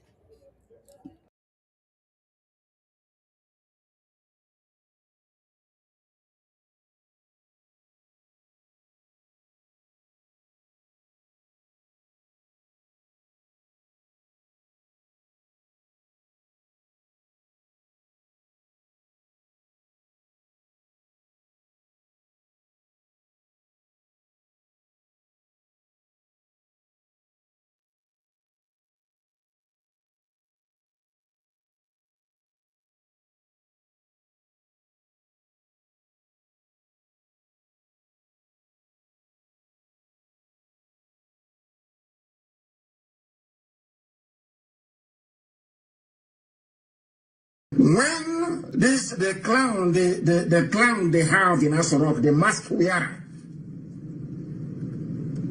gave the claim, he said, Trump asked me why I am killing Christians in Nigeria. President Buhari, the one that is dead, raised as a mask wearing doppelganger to deceive the idiots. Go to my page again, of course, the post is being suppressed by Facebook, you will see it. The mask, you can see the mask on his face. You can see his fresh hands, fresh hands of a supposed 80-year-old. And you're telling me that people are sensible and reasonable? I doubt that very much. I doubt it very much. And they come to me, they say, oh, don't talk about it. You shouldn't. Don't talk about it. I said, are you blind? Are you blind? Can you not see a mask? Can you not see the hole on his neck? Are you blind and foolish that you cannot see those things? But because there is a climate of fear, a climate of suppression and subjugation, a climate of betrayal, a climate of treachery, a climate of sabotage, a climate of oppression. That is why none of you can stand up to speak the truth, to say that little boy can never be an 80-year-old. Look at his hands. He's there for the whole world to see. And you don't want me to speak that very truth because you have something to hide, because you're compromised, because you're a traitor. Only traitors are afraid of the truth. Trump asked me why I am killing Christians in Nigeria. Let me ask some of you, has the Pope ever been this brave to call Asorok and to say, why are you killing Christians? Has the Democratic Party in America been able to call and say, why are you killing Christians? Has the Archbishop of Canterbury been able to call? How about all the mega Pentecostal pastors that come to the zoo, you go for their crusade, have they ever called? It's only Trump who said to the idiots they sent to him, why are you killing Christians? If you cannot love such a man, who are you going to love? Has Obama ever said such a thing before? Why are you killing Christians? No, he will never say it, because he is part and parcel of the problem. And tomorrow idiots will still say, why are you supporting Trump? Why do you support Trump? Your common sense cannot tell you that this man that confronted Jubril, when they sent Jubril to him, that said to Jubril, why are you killing Christians? Because if you present a squirrel to them as your president, they will accept. If you present a madman, a completely mad, if you bring a madman and say this is your president, of course they will accept it. Any idiot is sent to America, they will accept. Even if the idiot is wearing a mask, they will accept. Jubril went to America and Trump asked him this question. Which American president has ever done that before? Did the British Prime Minister do it? Why didn't they say, Theresa May called me and asked me, or David Cameron, or Boris Johnson? No, it's only, in the whole world, only Trump is concerned for the dying Christian niggers you have in the zoo. And that is the man people say is a racist. Those who are not racist, those who claim they love you, you are being slaughtered. They cannot ask after you. It is a man you claim is a racist that is asking after you. This is how foolish black people are. They bring out their sentimental mumbo-jumbo crap. Rubbish. Every time you tell them the truth, they can never ever absorb and assimilate that very truth and do something with it. Never in their lives. They prefer lies. That is why I like Trump. He tells you the truth the way he sees it. He doesn't give a damn how you're going to feel. That is inconsequential to him. What matters is the truth. And that truth has been spoken. If not that this idiot opened his mouth to say it, will you understand the amount of work that people are doing in Washington to try to highlight the plight of dying Christians in the zoo? All your pastors are concerned about is who insulted who and how much tithe you're going to pay. Your pastors see you the same way that the Fulani see you. They know you are foolish. Your pastors understand how foolish all of you are. That is why they treat you the way they treat you. And the Fulanis understand how hopeless and crazy we are. That is why they treat us the way they treat us. That is why they can kill you and talk about unity. As that's not telling you, they're telling you, oh, let's remain united. Oh, one united Nigeria. We intermarry. We know each other. You have your chemist shop in Bauchi. You have another chemist shop in Brennan Kebbi. You are selling spare parts in Kaduna. Can you imagine such rubbish? You are killing me. When I ask you to stop killing me, you tell me, oh, don't worry. Think of the things that unites us together. They know we are hopeless. We are sentimental fools. We are always very emotional. We are not cold and rational. Always emotion. Always allowing our, should I say, nonsensical mentality. That is why we are poor. Let me tell you something.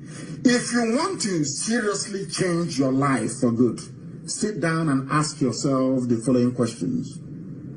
Why are black people poor? Why is it that no African country can manufacture an aeroplane? I mean manufacture, not assemble. Why is it that no African country can feed itself without foreign aid? Why is it that despite the abundance of technology and knowledge, scientific knowledge, people are still homeless in Africa? People are still poverty-stricken in Africa? Ask yourself these questions. And if they don't, take what we preach, ask yourself a very simple question. Why are we living on top of oil, yet there is no running water? We drink the water that we go to defecate in. Ask yourself that simple question.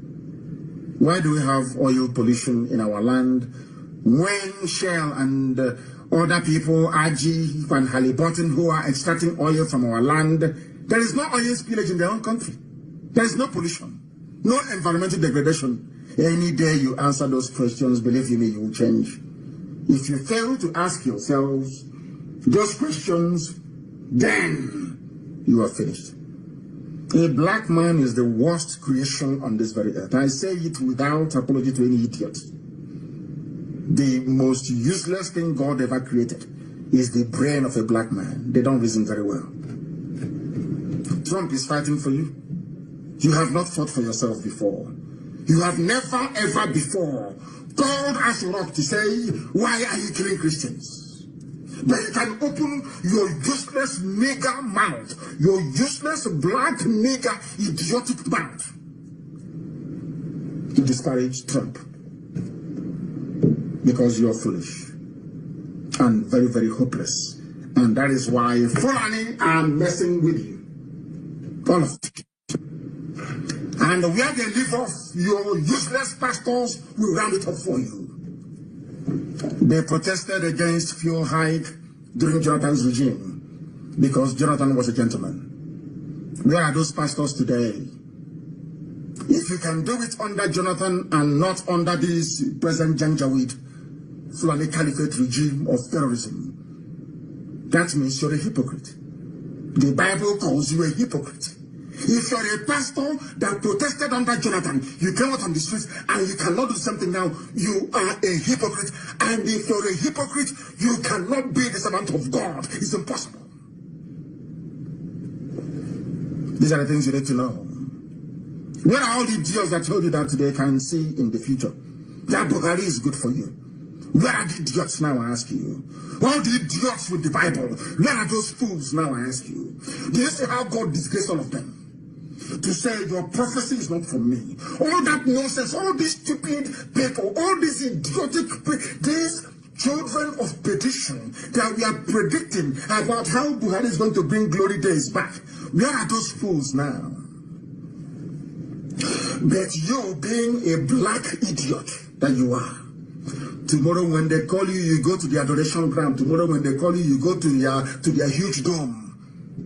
And you give them your tithe, your offering, you plant, you sow, you water the seed. Because you are black, because you are unreasonable, because you are foolish. They came out to protest under Jonathan, yes? Ask your pastor. It's an assignment. On Sunday, all of you, or those of you that go to church, ask them, Pastor, Super Pastor, why was it that under Jonathan you came out to protest, sir? You called him Daddy Gio. Daddy Gio, how come under Jonathan all of you came out to protest? Daddy, why don't you go and protest now? He will not go because he's a hypocrite. He's a child of Lucifer. You people don't want to hear the truth. The problem with black people is that you don't want to hear the truth. You don't like it. But as the scriptures made us to understand, that truth will set you free.